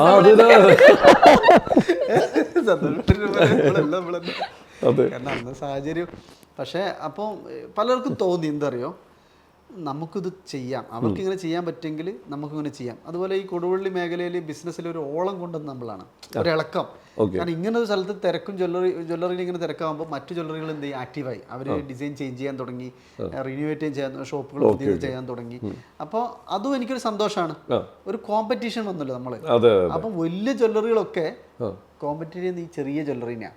എനിക്ക് ഓർമ്മയുണ്ട്, കോഴിക്കോടുള്ള വലിയൊരു ബ്രാൻഡ് ജ്വല്ലറി ഞങ്ങളെ ഷോപ്പിൽ വന്നിട്ട് പുറത്തുനിന്ന് നോക്കും ഇതിന്റെ തിരക്കും കാര്യങ്ങളൊക്കെ. വലിയ ബ്രാൻഡ് ജ്വല്ലറി, പേര് പറയുന്നില്ല, അവരൊക്കെ വന്ന് അന്വേഷിച്ചിട്ടുണ്ട് എന്താണ് ഇതിന്റെ ഒരു ഗുട്ടൻസ് എന്നുള്ളത്, എന്താ ഇങ്ങനെ തിരക്കുന്നില്ല. സത്യം ഇതാണ്. എന്താ അറിയോ, ഏത് കസ്റ്റമറെ നമ്മൾ കാണുന്നത് ആത്മാർത്ഥമായിട്ട് ഒരു കസ്റ്റമർ എന്നുള്ള രീതിനേക്കാളും നമ്മുടെ കൂടെയുള്ള ആരോ എന്നുള്ള തോന്നാം. പിന്നെ അവരെ മാക്സിമം സാറ്റിസ്ഫൈഡ് ആവോ എന്നുള്ളത് നോക്കും. അവർ സാറ്റിസ്ഫൈഡ് ആണെങ്കിൽ മാത്രമേ എനിക്കൊരു സമാധാനം ഉണ്ടാവും. ഇപ്പം നല്ല തിരക്കാണ്, എല്ലാ കസ്റ്റമറിലേക്ക് എനിക്ക് ചോദിക്കാനും സംസാരിക്കാനും പറ്റാത്തൊരവസ്ഥയുണ്ട്.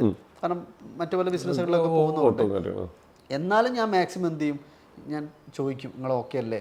ഇനി എന്ത് കസ്റ്റമർ ഒരു സാധനം പൊട്ടിയിട്ടോ അല്ലെങ്കിൽ എന്ത് കംപ്ലൈന്റ് ആയിട്ട് വന്നാലും ഞാൻ ഇപ്പോൾ മാറ്റി കൊടുക്കും.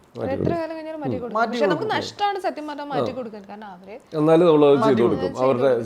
നമ്മൾ ലൈറ്റ് വെയിറ്റ് ആണ് ഇപ്പം വീഡിയോ ചെയ്യുന്നതാണെങ്കിലൊക്കെ ലൈറ്റ് വെയിറ്റ് ഓർണമെന്റ്സ്.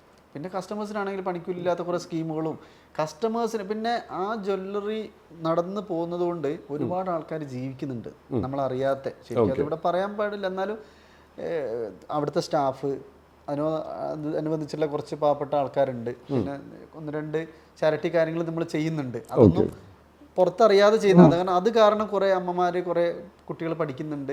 അപ്പൊ എന്റെ സന്തോഷം എന്താ പറയുക, ഞാൻ ഈ ചെറുപ്പം മുതലേ ഒന്നും അനുഭവിക്കാതെ നമ്മളത്ര ആയിട്ടല്ല. കാരണം ഇതിപ്പോ ഞങ്ങളിപ്പോ ഓർഫനേജിലേക്ക് പോകുമ്പോൾ ഞാൻ പലപ്പോഴും ഇതാക്കാറുണ്ട്, ഓരോ കുട്ടികളൊക്കെ കാണുമ്പോൾ ഇതുപോലെ ആയിരുന്നില്ലേ ഷിജുവേട്ടൻ എന്ന് ഞാൻ ചിന്തിക്കാറുണ്ട്. അപ്പൊ അതുകൊണ്ട് ഇപ്പൊ ഞാൻ ഇപ്പോൾ ഒരുപാട് സമ്പാദിച്ച് വലിയ ആളാണെന്ന് ചിന്തിക്കാറില്ല. എൻ്റെ ലൈഫിൽ എന്നോടൊപ്പം എല്ലാവരും സന്തോഷത്തോടെ ജീവിക്കണം. നമ്മുടെ ഈ പൊന്മാൻ സിനിമയിലെ പോലത്തെ അനുഭവം നിങ്ങൾക്ക് ഉണ്ടായെന്ന് പറഞ്ഞില്ലേ ജ്വല്ലറിയില്, അതെന്താ സംഭവം? ഒരുപാട് എക്സ്പീരിയൻസ് ഉണ്ടെങ്കിൽ എക്സാക്ട് ആ ഒരു സംഭവം പോലെ ഉണ്ടായിട്ടുണ്ട്. അത് പിന്നെ കാരണം ഞങ്ങൾ കംപ്ലൈന്റ് ആയിട്ട് പോലീസ് സ്റ്റേഷനിൽ പോയപ്പോൾ പൊന്മാൻ ഇറങ്ങിയ സമയത്ത് ഇതെന്താ പൊന്മാന്റെ കഥയാണോ ഇത് എന്തെങ്കിലും കല്യാണത്തിന് എന്തെങ്കിലും കടം കൊടുത്തു? അതെ കല്യാണത്തിന്. അതായത് ശരിക്കും കല്യാണത്തിനല്ല അവരെടുത്തത്, പക്ഷേ എക്സാക്ട് ഒരു കല്യാണം ഉണ്ട്, കല്യാണ കത്തുണ്ട്, ബ്രൈഡ് ഉണ്ട്, ബ്രൈഡിന്റെ അമ്മയാണ് മുന്നിൽ നിൽക്കുന്നത്, കല്യാണം നടക്കുന്നുണ്ട്. പക്ഷെ ഞങ്ങളെടുത്ത് വന്ന് പർച്ചേസ് ചെയ്ത് കല്യാണത്തിനെന്ന് പറഞ്ഞിട്ട്, പക്ഷെ കല്യാണത്തിനല്ലായിരുന്നു അത്. അപ്പൊ ഒരു ടീമായിട്ട് കുറച്ച് ആൾക്കാർ നിന്നിട്ട് നമ്മുടെ പറ്റിക്കുകയുണ്ടായത്. പക്ഷെ അത് നമ്മൾ തിരിച്ചറിഞ്ഞില്ല. പിന്നെ നമ്മളെ കൂടെ ഉണ്ടായ ഒരാൾ ഇവര് നല്ല കസ്റ്റമർ ആണെന്ന് പറഞ്ഞപ്പോൾ നമ്മൾ എന്ത് ചെയ്തു, എന്നാൽ കുഴപ്പമില്ല. പക്ഷെ അന്നൊക്കെ ഷോപ്പിൽ നല്ല തിരക്കുണ്ട്.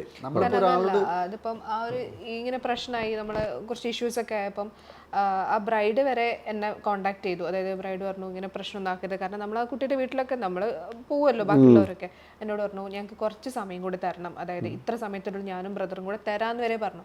പക്ഷെ നമ്മളെന്തോ നമുക്ക് നമ്മുടെ പോരായ്മ ആയിരിക്കും എല്ലാവരും പറയുമ്പോൾ അയ്യോ പാവല്ലേ, നമ്മളെ പറ്റിച്ചിട്ട് നമ്മൾ ചിന്തിക്കും അയ്യോ കുട്ടി വിളിച്ച് അങ്ങനെ പറഞ്ഞല്ലേ പാവല്ലേ അങ്ങനെ. എന്നിട്ട് നമ്മൾ 1 month ടൈം കൊടുത്തു.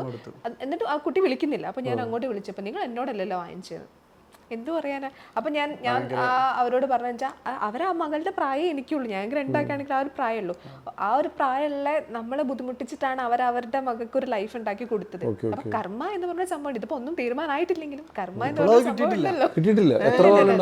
അത് 12 പവൻ അല്ലേ? 12 പവൻ 12 പവൻ നമ്മൾ ഈ റേറ്റ് വെച്ച് വലിയ പൈസയായി. അതെ അതെ. കാരണം കല്യാണത്തിന് എടുക്കാൻ വന്നവരൊന്നും അവരുടെ ഫാമിലി ആണെന്നൊക്കെ നമ്മൾ സാധാരണ എങ്ങനെയല്ലേ ചിന്തിക്കുക, അവരുടെ അമ്മായി അമ്മാവനെ. നിങ്ങൾ ക്രെഡിറ്റ് കൊടുത്തു? അപ്പോൾ ക്രെഡിറ്റ് എന്ന് പറഞ്ഞാൽ എന്താ പറയുക, നമ്മൾ ഞാൻ ഈ പറഞ്ഞ പോലെ കുറെ കണക്ഷനിൽ ചെറിയ ചെറിയ ക്രെഡിറ്റ് കൊടുക്കാറുണ്ടായിരുന്നു. പക്ഷെ അത് കറക്റ്റ് ടൈമിന് കിട്ടുകയും ഇത് നമ്മൾ സ്റ്റാഫിന്റെ കെയർ ഓഫിലാണ് ക്രെഡിറ്റ് കൊടുത്തത്. പക്ഷേ സ്റ്റാഫിനൊന്നും അറിയണ്ടായിരുന്നില്ല പറയുന്നത്. സ്റ്റാഫിനെ ചീറ്റ് ചെയ്താന്നാണ് പറയുന്നത്. അപ്പൊ അത് ഇങ്ങനെ ഈ ബിസിനസ്സിലൊക്കെ ഉള്ളതാണ്. ഇപ്പൊ നിലവിൽ ഇപ്പൊ എന്താ കേസ് നടക്കുന്നുണ്ടോ? ആ കേസ് നടക്കുന്നു. ഓക്കെ. കുറേ നമ്മൾ വെയിറ്റ് ചെയ്തു. നമ്മൾ എത്ര പറ്റിച്ചാലും നമ്മൾ ശരിക്കും നമ്മൾ തെറ്റാണ് ചെയ്തത്. അവരെ ബുദ്ധിമുട്ടല്ലേ, ഒരു കല്യാണം കഴിച്ച കുട്ടിയല്ലേ, വീട്ടിൽ പോയി അങ്ങനെ കുറെ. ശരിക്കും അർഹതപ്പെട്ടവർക്ക് പോലും ക്രെഡിറ്റേ ഇല്ല. ഇപ്പൊ ആർക്കും ക്രെഡിറ്റേ ഇല്ല. ആര് വന്നു വെച്ചാലും സോറി ചേട്ടാ, ബന്ധം അങ്ങോട്ട് മുന്നോട്ട് ഇനി വേണം, കാണണം, ചിരിക്കണം. ക്രെഡിറ്റ് കൊടുത്തിടത്തോളം ഏറ്റവും അടുത്ത സുഹൃത്തുക്കളൊക്കെ ബന്ധം നഷ്ടപ്പെട്ടു പോയി. കാരണം ഇത് ആ സമയത്തിന് തരില്ല. നമ്മൾ വിളിച്ചാൽ പിന്നെ എന്താ പറയുക, പലപ്പോഴും പലരും എന്നോട് ചോദിക്കും, ഓ ഒരു 60,000 അവൻ എന്നെ വിളിച്ചുകൊണ്ടിരിക്കുന്നതെന്ന് പറയും. ഈ 60,000 എന്ന് പറയുന്നത് ഇതുപോലെ 10 ആൾ 60,000 തരാതിരിക്കുമ്പോൾ എൻ്റെ അവസ്ഥ ആലോചിച്ച് നോക്ക്. തീർച്ചയായിട്ടും. അപ്പം ഒരു 10,000 ആണെങ്കിൽ കൂടിയും കസ്റ്റമർ എന്താ പറയുക, ഇപ്പോൾ കസ്റ്റമർ അല്ലെങ്കിൽ നമ്മളെ ഫ്രണ്ട് സർക്കിളിൽ പലരും ചിന്തിക്കാം, അവന് BMW കാറുണ്ട്, അതുണ്ട്, ജ്വല്ലറി ഉണ്ട്, അവന് ഈ 10,000 50,000 ഒന്നുമല്ല, അവർ ആ സ്റ്റേജിലേക്ക്. പക്ഷെ നമ്മളിത് ഇത്ര ആൾക്കാരെ നമുക്ക് മാസം ചെലവിൽ കൊടുക്കണം. ഇപ്പം അവിടെ ഇവിടെയൊക്കെ പല 10-30 സ്റ്റാഫുകളുണ്ട്, ഒരുപാട് ആൾക്കാർ ജീവിച്ചു പോകുന്നുണ്ട്. അപ്പം ഇതൊക്കെ നമ്മൾ കൺട്രോൾ ചെയ്ത് പോകണമെങ്കിൽ ഇതിന് അപ്പം ഇപ്പം നമ്മൾ ക്രെഡിറ്റ് കൊടുക്കുന്നില്ല ബിസിനസ്സിൽ. ഞാനിപ്പോൾ ഇയാളോട് അപ്പനോട് ഞാൻ പറഞ്ഞെന്താ അറിയോ, നമ്മൾ ബിസിനസ് ചെയ്യുമ്പം പൈസ നഷ്ടപ്പെടും. ഇപ്പം അത്യാവശ്യം വലിയൊരു ഫണ്ട് എനിക്ക് നഷ്ടപ്പെട്ടു പല രീതിയിൽ, എൻ്റെ ശ്രദ്ധക്കുറവും എൻ്റെ ഈ സിമ്പതിയും ഇതൊക്കെ കൊണ്ട്. ഇത് നമ്മളൊരു കോഴ്സ് കഴിഞ്ഞു. ഇപ്പം നമ്മൾ പഠിച്ചു, അല്ലെങ്കിൽ 50 ലക്ഷം 1 കോടി മുടക്കിയിട്ട് ഒരു കോഴ്സ് കഴിഞ്ഞു. ഇപ്പം നമ്മൾ പഠിച്ചു എന്ത്, ആർക്കൊക്കെ കൊടുക്കണം, ആർക്കൊക്കെ കൂടെ ഉണ്ട്. ഈ 4-5 വർഷത്തെ ജേണിയിൽ സ്വന്തമായിട്ട് തുടങ്ങിയ സമയത്ത് നമ്മൾ എന്ത് ചെയ്ത്, എല്ലാവരെയും നമ്മൾ പഠിച്ചു. ആരൊക്കെ ഉണ്ടാവും, ഫാമിലിയിൽ ആരൊക്കെ ഉണ്ട്, അല്ലെങ്കിൽ ഈ ബിസിനസ് ഇങ്ങനെ ഒരു പ്രശ്നം വരുമ്പോൾ ആരെ ഞങ്ങളുടെ കൂടെ ഉണ്ടായിരുന്നത് ഇന്നാൾ. അപ്പം ഇതിപ്പോൾ എന്താ ചെയ്യുക, ഇപ്പം നമ്മൾ വലിയൊരു ഷോറൂം തുടങ്ങുമ്പോൾ നമ്മളെ തെറ്റുകളൊക്കെ പരിഹരിച്ച് അടിപൊളിയായിട്ടാണ് തുടങ്ങുക. അത് ഈ പ്രശ്നങ്ങൾ വന്നതുകൊണ്ടാണ് നമ്മൾ എന്ത് ചെയ്തൊക്കെ പഠിച്ചത്. അല്ലെങ്കിൽ നമ്മളൊരു വലിയ സ്റ്റേജ് എത്തിയിട്ട് വലിയ കോടികൾ നഷ്ടപ്പെട്ടേനെ. അപ്പം നമ്മൾ ഞാനിപ്പോൾ അടുത്തും ഇയാളോട് നമ്മൾ മീറ്റിങ്ങിൽ നമ്മൾ എല്ലാവരും കൂടി സഹപ്രവർത്തകർ ഇരുന്ന് മീറ്റിങ്ങിന് ഞാൻ പറഞ്ഞത്, എനിക്ക് ഇത്ര രൂപ ഞാൻ ഈ ബിസിനസ് പഠിച്ചിട്ട് നഷ്ടമായി. ഏത് അതൊരു കോഴ്സ്, ഞാനും അപ്പവും കൂടി ഒരു കോഴ്സ് കഴിഞ്ഞ് ഇനി നമ്മൾ എന്ത് ചെയ്യണം, ബെറ്റർ ആക്കണം. അപ്പം നമ്മൾ ഓരോ സ്റ്റാഫിനും ഓരോരാൾക്കും ഓരോ ഡ്യൂട്ടി ഏൽപ്പിച്ചു. ഓരോരോ കറക്റ്റ് എല്ലാവരും ഓരോ വർക്ക് ചെയ്ത് പോകുന്നുണ്ട്. കാരണം ആ ഷോപ്പാണെങ്കിൽ ഇപ്പോൾ 6 സ്റ്റാഫ് ഷോപ്പിൻ്റെ ഉള്ളിൽ തന്നെ ഉണ്ടല്ലോ. ചെറിയ ഷോപ്പാണെങ്കിലും ഉള്ളിൽ തന്നെ ഉണ്ട്. നമ്മൾ മൊത്തത്തിൽ പഠിച്ചു. ഞാൻ അടുത്ത സ്റ്റെപ്പ് വെക്കാൻ പോകുന്നു ഇത്രയും പഠിച്ചു കഴിഞ്ഞിട്ട്. അതെ അതെ, നമ്മളിത് പഠിക്കണം. കാരണം പ്രശ്നങ്ങൾ വന്ന് ഇപ്പം ചെറിയ ചെറിയ പ്രശ്നങ്ങൾ വന്ന് വലിയ വലിയ വലിയ പ്രശ്നങ്ങളായി. ഇപ്പം ചില സമയത്തൊക്കെ നമ്മൾ ഈ ചില ഷോപ്പുകാരൊക്കെ ഓർഡർ തരും, ചില കസ്റ്റമർക്ക് ഓർഡർ തരും, 2 ദിവസം കൂടെ അത് ഉണ്ടാക്കി കൊടുക്കേണ്ടി വരും. അത് വലിയൊരു എമൗണ്ട് ആയിരിക്കും. ഇപ്പോൾ ഒരാൾ വന്നിട്ട് ഒരു 10 പവൻ വേണമെന്ന് പറയാം, വിളിച്ച് പറയണം ഒരു 10 പവൻ കോയിൻസ് വേണം, അല്ലെങ്കിൽ ഇത്ര വേണം. നമ്മൾ കയ്യിൽ നിന്ന് എടുത്ത് ചെയ്ത് കൊടുത്താലേ നമുക്ക് പേയ്മെന്റ് കിട്ടും. അപ്പം നമ്മളെപ്പോലുള്ളവർക്ക് അത്ര ഇൻവെസ്റ്റ്മെന്റും കോടികളും ആവശ്യമാണ്.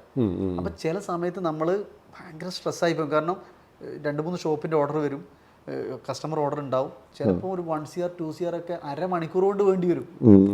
എന്ത് ചെയ്യും? പക്ഷേ അപ്പോൾ നമ്മൾ എന്ത് ചെയ്യും? അപ്പോൾ ഞാൻ ചിരിച്ചോണ്ടായിരിക്കുക. എന്നോട് അപ്പോൾ പറയും, ഇയാളെന്തൊരു മനുഷ്യനാണ്, ഇത് ഇവിടെ ഓർഡർ കൊടുത്തില്ല, നാളെ പ്രശ്നമാണ്. അപ്പം ഞാൻ പറയും, വെയിറ്റ്, യൂണിവേഴ്സൽ പവർ ഈസ്. അപ്പം ഒന്ന് മെഡിറ്റേഷൻ ചെയ്യും. പക്ഷെ ആ സമയമാകുമ്പോൾ എന്താണെന്നറിയില്ല, എവിടെയും ബ്ലോക്ക് ആവാത്ത രീതിയിൽ കറക്റ്റ് ടൈമിന് കാര്യങ്ങൾ നടക്കും. വലിയ വലിയ പ്രശ്നങ്ങളൊക്കെ.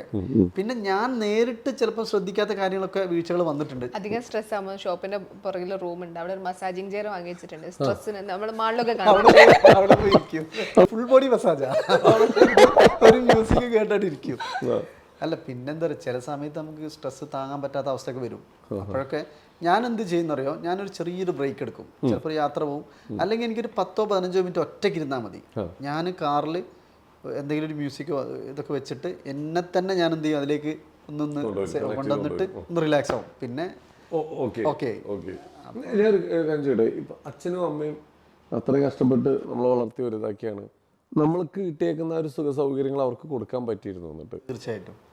അതായത് ഞാൻ അച്ഛൻ 10th കഴിയും മരിച്ചുപോയിരുന്നു. പക്ഷെ ആ മരിച്ചു പോകുന്നതിന് മുന്നേ ഇപ്പം ഞാൻ പഠിച്ച അതേ ഓർഫനേജിലാണ് എൻ്റെ അനിയനും അനിയത്തിയും പഠിച്ചത്. കാരണം ആ 10th കഴിയും ഞാനും അങ്ങനെ ജോലികളൊക്കെ ചെയ്ത് അന്ന് വീടില്ല. അപ്പം അച്ഛനൊരു ആഗ്രഹം ഉണ്ടായിരുന്നു, മരിക്കുന്നതിന് മുമ്പ് ഒരു വീട്ടിൽ കിടന്നിട്ട് മരിക്കണമെന്നൊരു ആഗ്രഹം ഉണ്ടായിരുന്നു. ഫാദർ ഞാൻ ഭയങ്കര സുഹൃത്തുക്കളാണ്. അതായത് അച്ഛനും മോനൊന്നും പറയൂല, നല്ല ഫ്രണ്ട്സ്. അച്ഛൻ അങ്ങനെ കണ്ട പ്രായം തോന്നിക്കുകയല്ലേ. ഭയങ്കര കോമഡിയാണ് ആള്, പാട്ട് പാടും, എല്ലാ ആക്ടിവിറ്റീസും ഒക്കെ ഉണ്ട്. ആൾ അടിപൊളിയാണ്. അപ്പോൾ എൻ്റെ ഏറ്റവും ഒരു സുഹൃത്തുമാണ്, എന്തും തുറന്നു പറയുന്ന ഒരു. അപ്പോൾ ഫാദർ എന്നോട് ഈ പിന്നെ ലാസ്റ്റ് ടൈമിൽ എന്നോട് പറഞ്ഞ്, മോൻ എനിക്ക് എൻ്റെ മക്കളെല്ലാവരും ഒന്നിച്ച് കാണണം, ഞാനിനി ഇനി അധികം ഒന്നും ഉണ്ടാവില്ല. അപ്പം എന്നോട് പറയാ, മക്കളിൽ കുറച്ചും കൂടി എന്നോട് ഇഷ്ടമുണ്ട്. കാരണം എന്താ പറയുക, ഞാൻ തീരെ ഇവരെ കൂടെ നിന്നിട്ടില്ല. ബാക്കി എൻ്റെ ഏട്ടനായാലും എൻ്റെ അനിയത്തി ഇവരൊക്കെ അമ്മേൻ്റെ കൂടെ ഒക്കെ ഉണ്ട്. ഞാനാണ് കൂടുതലും ഇങ്ങനെ കുറേ സ്ഥലങ്ങളിൽ പോയി നിന്നിട്ടുള്ളത്. അപ്പോൾ എന്നോട് അച്ഛൻ പറഞ്ഞ്, മോനെ നമുക്ക് എല്ലാവരും ഒന്നിച്ച് കാണണം. അങ്ങനെ മരിക്കുന്നതിൻ്റെ തൊട്ട് മുന്നേ ഞാൻ ഈ തൃക്കരിപ്പൂർ സെൻറ്റ് പോൾസിൽ പഠിക്കുന്ന എൻ്റെ അനിയത്തിനെ ഞാൻ കൊണ്ടുവന്നു. എൻ്റെ ഏട്ടനുണ്ട്. ഈ ഏട്ടനൊക്കെ ഭയങ്കര ഹാർഡ് വർക്ക് ചെയ്തിട്ടുള്ള ആളാട്ടോ. അതായത് നമ്മുടെ ഇപ്പോൾ നമ്മൾ ഫാമിലി തന്നെ അങ്ങോട്ടും ഇങ്ങോട്ടും ഭയങ്കര എന്താ പറയുക, കാര്യങ്ങൾ മനസ്സിലാക്കി സ്ട്രഗിൾ ചെയ്ത് അങ്ങോട്ടും ഇങ്ങോട്ടും ഹെൽപ്പിംഗ് ആണ്. ഇപ്പോഴും അങ്ങനെ തന്നെ പോകുന്നുണ്ട്. സ്വത്ത് ഭാഗം വെക്കുകയോ അല്ലെങ്കിൽ വേറെ രീതിയിലുള്ള പ്രശ്നം ഒന്നുമില്ല. നമ്മൾ ഭയങ്കര അവനവൻ ഉണ്ടാക്കുക, അമ്മേനെ നോക്കുക എന്നുള്ളതാണ്. അപ്പം അമ്മയും ഭയങ്കര ഹാപ്പിയാണ്. അപ്പോൾ ഈ ഫാദർ എൻ്റെ അച്ഛൻ മരിക്കുന്ന മുമ്പ് പറഞ്ഞ് എല്ലാവരും കാണണമെന്ന് പറഞ്ഞു. അപ്പം ഞാൻ ഇവരെ കൂട്ടിക്കൊണ്ടുവന്ന് ഞങ്ങളെല്ലാവരും അച്ഛൻ മരിക്കുന്നതിൻ്റെ തൊട്ട് മുന്നേ മണിക്കൂറുകൾക്ക് മുമ്പേ നമ്മൾ അച്ഛൻ്റെ അടുത്തുണ്ട്. തമാശയൊക്കെ പറഞ്ഞ് പിന്നെ വളരെ സന്തോഷത്തോടെ ആൾ പോയി. അപ്പോൾ എന്നെ ചേർത്ത് പിടിച്ച് എൻ്റെ കൈ പിടിച്ചിട്ട് അച്ഛൻ പറഞ്ഞൊരു കാര്യമുണ്ട്. അതാണ് എൻ്റെ ലൈഫിൻ്റെ മുന്നോട്ടുള്ള യാത്രയിലുള്ള ഒരു എനർജി. പിന്നെ ഞാൻ പോവും, നീ വേണം അമ്മേനെയും പിന്നെ അനിയനെയും എല്ലാവരും നോക്കാൻ. നിന്നിൽ എനിക്ക് എന്തോ ഒരു വിശ്വാസമുണ്ട്, നീ എല്ലാവരെയും നോക്കണം എന്നുള്ള ഒരു വാക്ക് പറഞ്ഞു. പിന്നെ ആ വാക്കോട് കൂടി പിന്നെ ഞാൻ അച്ഛനെ കണ്ടിട്ടില്ല. ഞാൻ വീട്ടിലേക്ക് പോയി, രാവിലെ 4 മണിക്ക് ഏട്ടൻ വിളിച്ചു പറയണം അച്ഛനിങ്ങനെ പോയി എന്ന് പറയുന്നു. ഭയങ്കര പ്രശ്നമായി, മെൻ്റലി ഔട്ടായിപ്പോയി. പക്ഷെ ആ അച്ഛൻ്റെ മരണാനന്തര ക്രിയകളൊക്കെ ചെയ്യുമ്പോഴും ഞാൻ ഭയങ്കര ആക്റ്റീവായിട്ടാണ് ചെയ്യുന്നത്. ആരുമില്ല ഒരു പൈസ ഇറക്കാനോ അല്ലെങ്കിൽ അത് നോക്കാനോ ഇത് നോക്കാനോ. നമ്മൾ ഈ പുതപ്പ് എന്താ പറയുക, കോടിമുണ്ട് പോലും വാങ്ങിത്തരാൻ ആളില്ല. അന്നും ഞാൻ പിന്നെ ഞാൻ തന്നെ ബൈക്ക് എടുത്ത് പോയി വാങ്ങിക്കൊണ്ടുവരിക. ആൾക്കാരൊക്കെ വയ്ക്കുമ്പോൾ ഞാൻ തന്നെ ഭയങ്കര ആക്റ്റീവായിട്ട് കാര്യങ്ങൾ ചെയ്യാം. അന്ന് കരയാനും പറ്റില്ലല്ലോ, ഇതൊക്കെ നോക്കണ്ടേ. അങ്ങനെ പിന്നെ അച്ഛനെ അടക്കിയത് നമ്മളെ മണ്ണിൽ തന്നെയാണ്, നമ്മളെ പറമ്പിൽ തന്നെയാണ്. ഞാൻ പറഞ്ഞു എന്തിനാ അവിടെ ഒക്കെ കൊണ്ടുപോകണേ, നമുക്ക് സ്ഥലം ഉണ്ടല്ലോ. അപ്പം ഞങ്ങൾ താമസിക്കുന്നതിൻ്റെ തൊട്ട് ബാക്കിൽ തന്നെയാണ്. അച്ഛൻ പറഞ്ഞ പ്രകാരം അവിടെ തന്നെ ചെയ്തു. അപ്പോൾ അച്ഛനും മരിക്കുമ്പോൾ ഹാപ്പി ആയിട്ടാണ് പോയത്. കാരണം അച്ഛൻ പറഞ്ഞൊരു വാക്കുണ്ടായിരുന്നു, മരിക്കുന്നതിന് മുമ്പ് ഒരു വീട്ടിൽ കിടക്കണം എന്നുള്ളത്. അപ്പോഴേക്കും നമ്മൾ പല രീതിയിൽ സ്ട്രഗിൾ ചെയ്തൊരു വീട് സ്ട്രക്ചാക്കി, ഒരു എന്താ പറയുക തറകളൊക്കെ കെട്ടി ഒരു വീട് ഷീറ്റാണ് ഇട്ടത്. അത് പിന്നെ വീട് ചുമരൊക്കെ വെച്ചിട്ട് ആസ്പെറ്റോസ് എന്ന് പറയുന്ന കോൺക്രീറ്റ് ചെയ്തില്ല. ഇപ്പോൾ ഞാൻ ആ വീട് പൊളിക്കാതെ അത് പിന്നെ റിന്യൂവൽ ചെയ്യാനുള്ള കാരണം അച്ഛൻ്റെ ഒരു ഓർമ്മയാണ്. എനിക്ക് വേണേൽ അത് പൊളിച്ച് വലിയ വീടാക്കായിരുന്നു. പക്ഷെ ഞാൻ ആ അച്ഛൻ കിടന്ന റൂം അതേ ആ ചുമര് അങ്ങനെ തന്നെ നിലനിർത്തിക്കൊണ്ട് മുകളിലാണ് റൂമും കാര്യങ്ങളൊക്കെ സൗകര്യങ്ങൾ ഉണ്ടാക്കിയത്. അപ്പം അത് അച്ഛനോടുള്ളൊരു ഓർമ്മ എന്ന് അവിടെ നിൽക്കാൻ വേണ്ടി അടിപൊളി. എന്തായാലും ഒരുപാട് സന്തോഷം. ഇനി എനിക്ക് 1-2 ചെറിയ കാര്യങ്ങൾ ചോദിക്കാറുണ്ട്. ബ്രോന്റെ എല്ലാ സെലക്ഷനിലും അതിന്റെ പുറകിലൊരു സ്റ്റോറി ഉണ്ടാവും. തീർച്ചയായിട്ടും ഇദ്ദേഹത്തിനെ സെലക്ട് ചെയ്തപ്പോൾ എന്താണ് അതിന്റെ പുറകിലെ സ്റ്റോറി? അതായത് ഞാൻ ഈ അപ്പുവിനെ ഫസ്റ്റ് ടൈം കാണുന്നത് അപ്പുവിൻ്റെ ഫാമിലിയിൽ ഒരു കല്യാണത്തിനാണ്. അപ്പം അപ്പുവിൻ്റെ അച്ഛനും അമ്മയും ചേച്ചിമാരൊക്കെ എൻ്റെ കസ്റ്റമറാണ്. ഞാനൊരു ജ്വല്ലറിയിൽ വർക്ക് ചെയ്യുമ്പോൾ ചേച്ചി എൻ്റെ ബെസ്റ്റ് ഫ്രണ്ടാണ്. അപ്പം പിന്നെ അപ്പോൾ എനിക്കിങ്ങനെ കല്യാണമൊക്കെ ആലോചിക്കുന്നുണ്ട്. അപ്പോൾ ഇവൾ LLBക്ക് പഠിക്കുന്ന സമയം, സ്റ്റാർട്ട് ചെയ്ത സമയം കാണുമ്പോൾ +2 ആണ്. അപ്പോൾ അന്ന് നമ്മളുണ്ടല്ലോ ഒരാളെ ഫസ്റ്റ് കാണുമ്പോൾ നമുക്കൊരു സ്പാർക്ക് അടിക്കുമല്ലോ. അപ്പോൾ അതുപോലെ ഇവിടെ ഫസ്റ്റ് കണ്ടപ്പോൾ നമ്മളൊരു കണക്ഷൻ, മറ്റേ ഇതിൽ പറഞ്ഞ പോലെ ഒരു കണക്ഷൻ കിട്ടി. പിന്നെ മനസ്സിൽ ഇവളെ ഫേസ് എൻ്റെ മനസ്സിലുണ്ട്.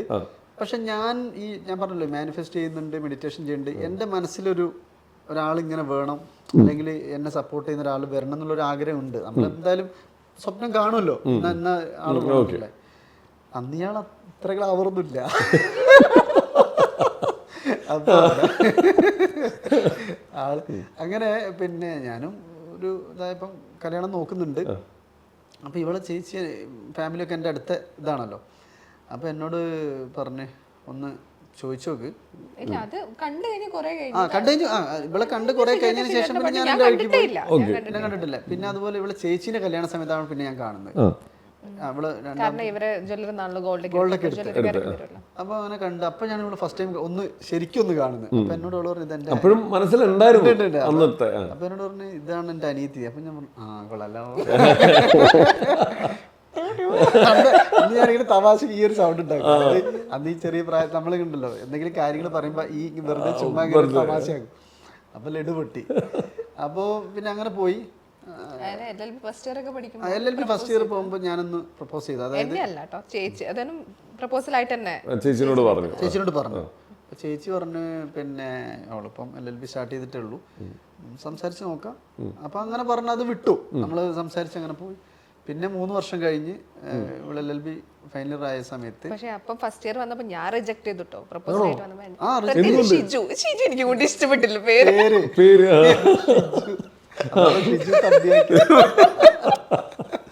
അതുകൊണ്ട് ഷിജു തമ്പിയാക്കി.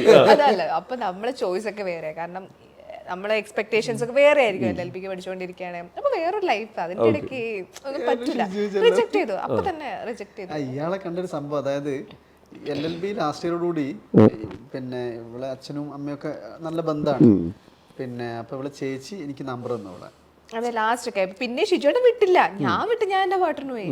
അതായത് 3 വർഷം കഴിഞ്ഞതിന് ശേഷം പിന്നെ അതായത് LLB ഞാൻ 3 ഇയറാ പഠിച്ചത്. അതിന് 3 വർഷം കഴിഞ്ഞ് പിന്നെയും പിന്നെ ഞാനൊന്ന് കണക്ട് ചെയ്യാൻ നോക്കി. കാരണം വേറെ ആലോചനകൾ ഇങ്ങനെ വരുന്നുണ്ട്, നോക്കുന്നുണ്ട്. പക്ഷെ നമുക്കൊന്ന് സെറ്റ് ആവുന്നില്ല. അതായത് നമ്മളെ മൈൻഡിന് എല്ലാം അറിയുന്ന ഫാമിലി ആള് കൊള്ളാം, LLB പിന്നെ മനസ്സിലൊരു നമ്മളൊരു ഇതുണ്ടല്ലോ.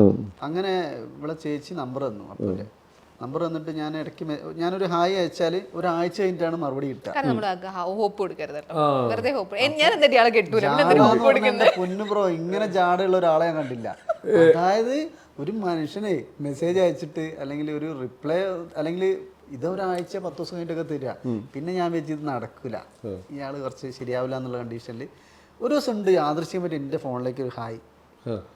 ഞാനിപ്പോ ജ്വല്ലറിയിൽ ഇങ്ങനെ കസ്റ്റമർ അറ്റൻഡ് ചെയ്തോണ്ട് നിൽക്കാം. ഞാൻ ആ സമയത്ത് ഒരു മിനിറ്റ് എന്നിട്ട് ഹലോ ചോദിച്ചു. അപ്പം എവിടെയാന്ന് ചോദിച്ചു. അപ്പം പിന്നെ ലഡു വെട്ടി. ഞാൻ പറഞ്ഞ ഷോപ്പിലുണ്ട്, കാണാൻ പറ്റുമോ? അപ്പം ഞാൻ കസ്റ്റമർ ഒരാളെ ഏൽപ്പിച്ച് എടാ ഒന്ന് അറ്റൻഡ് ചെയ്യടാ പുറത്തേക്ക് ഇറങ്ങി. ഞാൻ പറഞ്ഞു കൊടുവള്ളി ഇറങ്ങുകയാണെങ്കിൽ നിങ്ങൾക്ക് ചായ ഒക്കെ വാങ്ങിത്തരാന്ന് പറഞ്ഞു. വെറുതെ ഇങ്ങനെ ഓക്കെ ഞാൻ പിന്നെ കൊടുവള്ളി ഇറങ്ങാം എന്ന് പറഞ്ഞു. അപ്പം ഞാൻ ഇത് ഇറങ്ങുമോ ഇല്ലയോ പറ്റിക്കുകയാണോ? അങ്ങനെ ആള് കൊടുവള്ളി ഇറങ്ങി. ആ സമയത്ത് ഇവിടെ എന്തായിരുന്നു നടന്നുകൊണ്ടിരിക്കുന്നത്? ഡ്രസ്സൊക്കെ മാറിയോ വീട്ടിൽ പോയി? ഇല്ല, അന്ന് ഞാൻ ടിപ്പില നടക്കുക.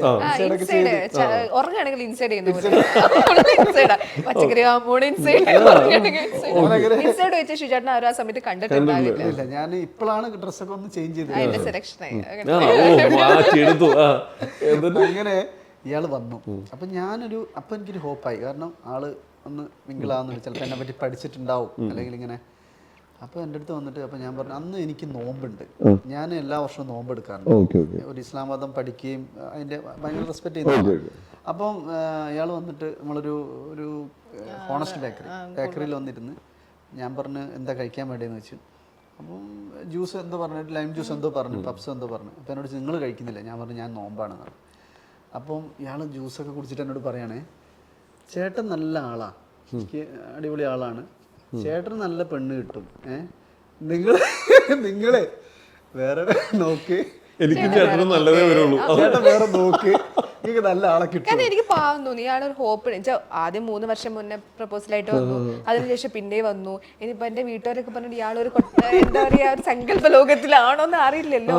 അപ്പൊ പിന്നെ ഞാൻ എന്റെ കാര്യം തുറന്നടിച്ച് പറഞ്ഞ പ്രശ്നമുണ്ടോ? ഞാൻ ചേട്ടൻ വേറെ നോക്ക്. അല്ല അപ്പോഴേക്ക് ഞാനേ അപർണ ഷിജുന്റെ അക്ഷയൊക്കെ പാസ്വേഡ് ആക്കി വെച്ചിരിക്കുകയാണ്. ഏത് കേട്ട് കഴിഞ്ഞപ്പോ ഓക്കെ ഭയങ്കര മെച്യൂർ ആയിട്ട് തന്നെ എടുത്തു. ഓക്കെ എന്നൊക്കെ പറഞ്ഞു. അങ്ങനെ പക്ഷെ അതിനുശേഷം ഞാൻ ഒരു സ്പേസ് കൊടുത്തോട്ടെ. കാരണം ഞാൻ എന്റെ കാര്യം പറഞ്ഞല്ലോ, പിന്നെ ഇനി ആൾ എന്നെ അങ്ങനെ കാണേണ്ട ആവശ്യമില്ല. അപ്പൊ പിന്നെ ഞാൻ സത്യം പറഞ്ഞാൽ ഹായ് കഴിക്കും ഞാൻ കാണുന്നുണ്ട്, ഞാൻ മെസ്സേജ് റിപ്ലൈ കൊടുക്കാത്തതാണ്. ഇനിയിപ്പോ അഥവാ ഞാൻ ഹായ് വെച്ചിട്ട് ആളെ മനസ്സിൽ പിന്നെ ലഡ്ഡൊക്കെ കുറെ പൊട്ടിക്കണ്ടല്ലോ. അപ്പൊ പിന്നെ ഞാൻ ഒരു ഫ്രണ്ട്ഷിപ്പിന്റെ ഒരു ഗ്യാപ്പ് കൊടുത്തു. പക്ഷെ അതിൽ പിടിച്ചങ്ങ് കേറി യൂണിവേഴ്സൽ പവർ എന്നൊരു സംഭവം അത് മെയിൻ ആയിട്ട് കയറാൻ കാരണം എന്റെ വീട്ടുകാർക്ക് കൊറോണ വന്നായിട്ട്. അത് കൊറോണയുടെ തുടക്കം ആകുമ്പം ഫുൾ ആരും വീട്ടിൽ നിന്ന് പുറത്തിറങ്ങൂല അങ്ങനെയൊക്കെയാണ്. അപ്പൊ ഞാൻ LLB ലാസ്റ്റ് പ്രൊജക്ട് സബ്മിഷന്റെ ഒക്കെ സമയത്താന്ന് തോന്നുന്നു. അപ്പൊ ഭയങ്കര ഹീറോ മട്ടില് മറ്റേ സൂപ്പർ മാർക്കറ്റ് സാധനം വാങ്ങി വരുന്നു. എനിക്ക് റെക്കോർഡ് സബ്മിഷൻ കൊറോണ ബാധിച്ച് എന്റെ കയ്യിൽ റെക്കോർഡൊക്കെ വാങ്ങിക്കൊണ്ടേ. അപ്പൊ ഞാൻ ഓക്കെ ആള് കൊള്ളാലോ. അതായത് കൊറോണ ഉണ്ട്, എനിക്കൊരു പേടിയില്ല. കാരണം ഈ കൊറോണ സമയത്ത് ഞാൻ എന്താ പറയുക, ഞാൻ അന്ന് കളരി ഉണ്ട്, പിന്നെ വീട്ടിൽ നിന്ന് തന്നെ കളരി പ്രാക്ടീസ് ചെയ്യും, ജിമ്മുണ്ട്, കുറെ ആൾക്കാർ ആ സമയത്ത് പഠിപ്പിക്കുന്നുണ്ട്, പിന്നെ അന്ന് കഥകൾ എഴുതുന്നുണ്ട്, വായനയുണ്ട്, കുറെ ആക്ടിവിറ്റീസ് ഒക്കെ ആയിട്ട് എൻജോയ് ചെയ്ത് ആ കൊറോണനെ ഞാൻ ഒരിക്കലും ഇതില്ല എൻജോയ് ചെയ്യുന്ന സമയം. ആ സമയത്താണല്ലോ ഇങ്ങനെ ഒരു പ്രശ്നം വരുന്നത്. ഞാൻ പോയി, ഞാൻ വണ്ടി എടുത്ത് പോയിട്ട് അവിടെ വീട്ടിലേക്കുള്ള സാധനങ്ങൾ കൊടുക്കുന്നു. അതുപോലെ കുറെ ആൾക്കാരെ പക്ഷെ എന്റെ ഫാമിലിക്കൊക്കെ ഭയങ്കര ഇഷ്ടമായിരുന്നു. എനിക്കിപ്പോ ഓർമ്മയുണ്ട്, ഞാൻ ഫുഡൊക്കെ കഴിച്ചോണ്ടിരിക്കും, അമ്മ ഇങ്ങനെ പറയും നല്ല ആളാ, നല്ല ചെക്കനാന്നൊക്കെ പറയും. ഞാൻ കഴിക്കാതെ എണീറ്റ് പോയേക്കണേ, കണ്ടിട്ടാണ് ഇയാളെ. പക്ഷെ ഏതോ ഒരു മൂമെന്റിലെ ആൾക്ക് എന്നോടൊരു ഇത് തോന്നി, തങ്ങൂലല്ലോ. പിന്നെ പക്ഷെ ഞാൻ ഒരു തവണ ഒരുപാട് പ്രശ്നങ്ങളൊക്കെ ഇടയ്ക്ക് കൂടെ ഉണ്ടായിരുന്നു. ആ കല്യാണത്തിന് തൊട്ട് മുന്നേ പല ഇഷ്യൂസ് ഉണ്ടായിരുന്നു. അതായത് പല പല പല കാര്യങ്ങളുണ്ട് ഫാമിലിയിലും അതും ഇതും അങ്ങനെയൊക്കെ. പക്ഷെ അതൊക്കെ എങ്ങനെയൊക്കെ ഓവർകം ചെയ്ത് ഞങ്ങള് പിന്നെ വിവാഹ ജീവിതത്തിലേക്ക് കടന്നു. പക്ഷെ എന്തായാലും ദൈവത്തിന്റെ പ്ലാൻ അടിപൊളിയാണ്, ആൾ അടിപൊളിയാണ്. പിന്നെ എന്താ പറയാ, എന്നെ സംബന്ധിച്ചിടത്തോളം ഞാൻ എപ്പോഴും എൻ്റെ ഫാമിലിയിലും ഫ്രണ്ട്സിനോടൊക്കെ പറയുന്നത്, നമ്മൾ സെൽഫ് ഇൻഡിപെൻഡൻ്റ് ആവണം എപ്പോഴും. കാരണം നമ്മൾ പ്രത്യേക സമയത്ത് എന്തെങ്കിലും ഒരു പ്രശ്നം നമ്മൾ ഫേസ് ചെയ്യാൻ പഠിക്കണം. ഇയാള് വീട്ടിൽ വരുന്ന സമയത്ത് എനിക്കൊന്നും ഭക്ഷണം ഉണ്ടാക്കാൻ അറിയില്ല, ഒരു ചായ ചൂടുവെള്ളം പോലും വെക്കില്ല. അതായത് ഒരു ചായ ഉണ്ടാക്കാൻ അറിയില്ല, ഭക്ഷണം ഉണ്ടാക്കാൻ അറിയില്ല. എടാ ബ്രോ, ഞാൻ പെട്ടു. കല്യാണം കഴിഞ്ഞിട്ട് എന്റെ സങ്കല്പത്തിൽ ആളിതല്ലായിരുന്നു. ഞാൻ വിചാരിച്ചു അത്യാവശ്യം ഭക്ഷണങ്ങളും നമ്മൾ ആ സമയത്ത് അന്ന് വിരുന്നാരൊക്കെ വരുമ്പോൾ എന്താ ചെയ്യുന്ന അറിയോ, ഷിജുവേട്ടനെ കൊണ്ട് ഞാൻ ഓൾറെഡി ചായ ഉണ്ടാക്കി വെപ്പിക്കും. അപ്പൊ ആൾക്കാർ വരുമ്പോൾ ഷിജുവേട്ടൻ അവിടെ ആളെ സംസാരിച്ചിരിക്കണല്ലോ, എന്നിട്ട് ഞാൻ പോയി ചൂടാക്കി കൊടുക്കും. കാരണം എനിക്ക് ചായപ്പൊടി സെറ്റ് ആവൂല, അളവ് കൂടെ സെറ്റ് ആവില്ല. എന്നിട്ട് ഞാന് ആ സമയത്ത് എന്താ അറിയോ, കല്യാണം കഴിഞ്ഞ ഉടനെ ഞാനും ജോലിക്ക് പോകുന്നുണ്ട്. രാവിലെ 9:30 ആകുമ്പോൾ എനിക്ക് അവിടെ ഓഫീസിൽ എത്തണം. ഇയാളും പോകുന്നുണ്ട്. ഞാൻ രാവിലെ എണീറ്റ് ഭക്ഷണം ഉണ്ടാക്കുക, എന്നിട്ട് വിളിക്കും. അപ്പൊ ഇങ്ങനെ കിടക്കുന്നുണ്ടാവും. അപ്പൊ ഞാൻ വിളിക്കും, എടാ ഭക്ഷണം കഴിച്ചിട്ട് പോണേ. അപ്പൊ ഇല്ല ഞാനും വരാം, നിങ്ങൾ നിൽക്കുന്നത്. അപ്പൊ എൻ്റെ കൂടെ അങ്ങനെ പോകും. ചില സമയത്ത് ഇയാൾ ലീവ് എടുത്ത് കിടക്കുമ്പോൾ കിച്ചണൊന്നും ക്ലീൻ ചെയ്തിട്ടുണ്ടാവില്ല, ഒരു വെള്ളം വരെ ചൂടാക്കി വെക്കൂലായിരുന്നു. പിന്നെ എനിക്ക് മനസ്സിലായി ഇയാൾ എങ്ങനെയാണ് മാറ്റിയെടുക്കേണ്ടത് എന്നുള്ളത്. ഞാനത് മെല്ലെ പഠിച്ചു, ചെറിയ ചെറിയ ടാസ്കുകൾ കൊടുത്തു. അപ്പോൾ ഇങ്ങനെ അതിൻ്റെ ഇടയിലുണ്ടല്ലോ, എനിക്കൊരു ദിവസം പനി വന്നിട്ട് ഞാൻ ഭയങ്കര പനി കിടക്കുക. അപ്പൊ എന്നെ സംബന്ധിച്ചിടത്തോളം ഞാൻ പനി വന്നാൽ ഞാനത് എൻജോയ് ചെയ്യുക, ഒന്ന് റെസ്റ്റ് എടുക്കും. ഞാൻ എല്ലാത്തിനും അങ്ങനെ എടുക്കുക. എന്ത് പ്രശ്നം വന്നാലും എനിക്ക് തോന്നുന്നു എത്രയോ വർഷമായി ഹോസ്പിറ്റലിൽ പോയിട്ട്, ഒരു ഇംഗ്ലീഷ് മെഡിസിൻ കഴിച്ചിട്ട് എത്രയോ വർഷമായി. അത് ഞാൻ കഴിച്ചിട്ടില്ല എന്ന് തന്നെ പറയാം. ഇപ്പോഴും ആകെപ്പാട് എനിക്ക് ആ മറ്റേ വാക്സിനേഷൻ അടിച്ചതാണ്, അത് ഇയാളെ നിർബന്ധിച്ചടിച്ച. ഇതുവരെ ഞാനൊരു പച്ചമരുന്ന് കഴിക്കുക, അല്ലെങ്കിൽ എൻ്റെ ഫാദർ വൈദ്യരായതുകൊണ്ട് ഇലകൾ കഴിക്കുക, പച്ച ഇലകൾ കഴിക്കുക, ഇങ്ങനെയൊക്കെ പോകുന്ന ആളാണ്. അപ്പം എനിക്ക് പനി വന്നപ്പോൾ ഞാൻ റിലാക്സ് ചെയ്ത് കിടക്കുക. ഇയാൾ എൻ്റെ അടുത്ത് വന്നിട്ട്, ഞാൻ ഓഫീസിൽ പോകാതെ ലീവ് എടുത്ത്, എനിക്കറിയില്ല, അപ്പോൾ ബോധം ഉണ്ടായില്ല പനി വന്നൊന്നും കഴിക്കാൻ ആവില്ല എന്നുള്ളത്.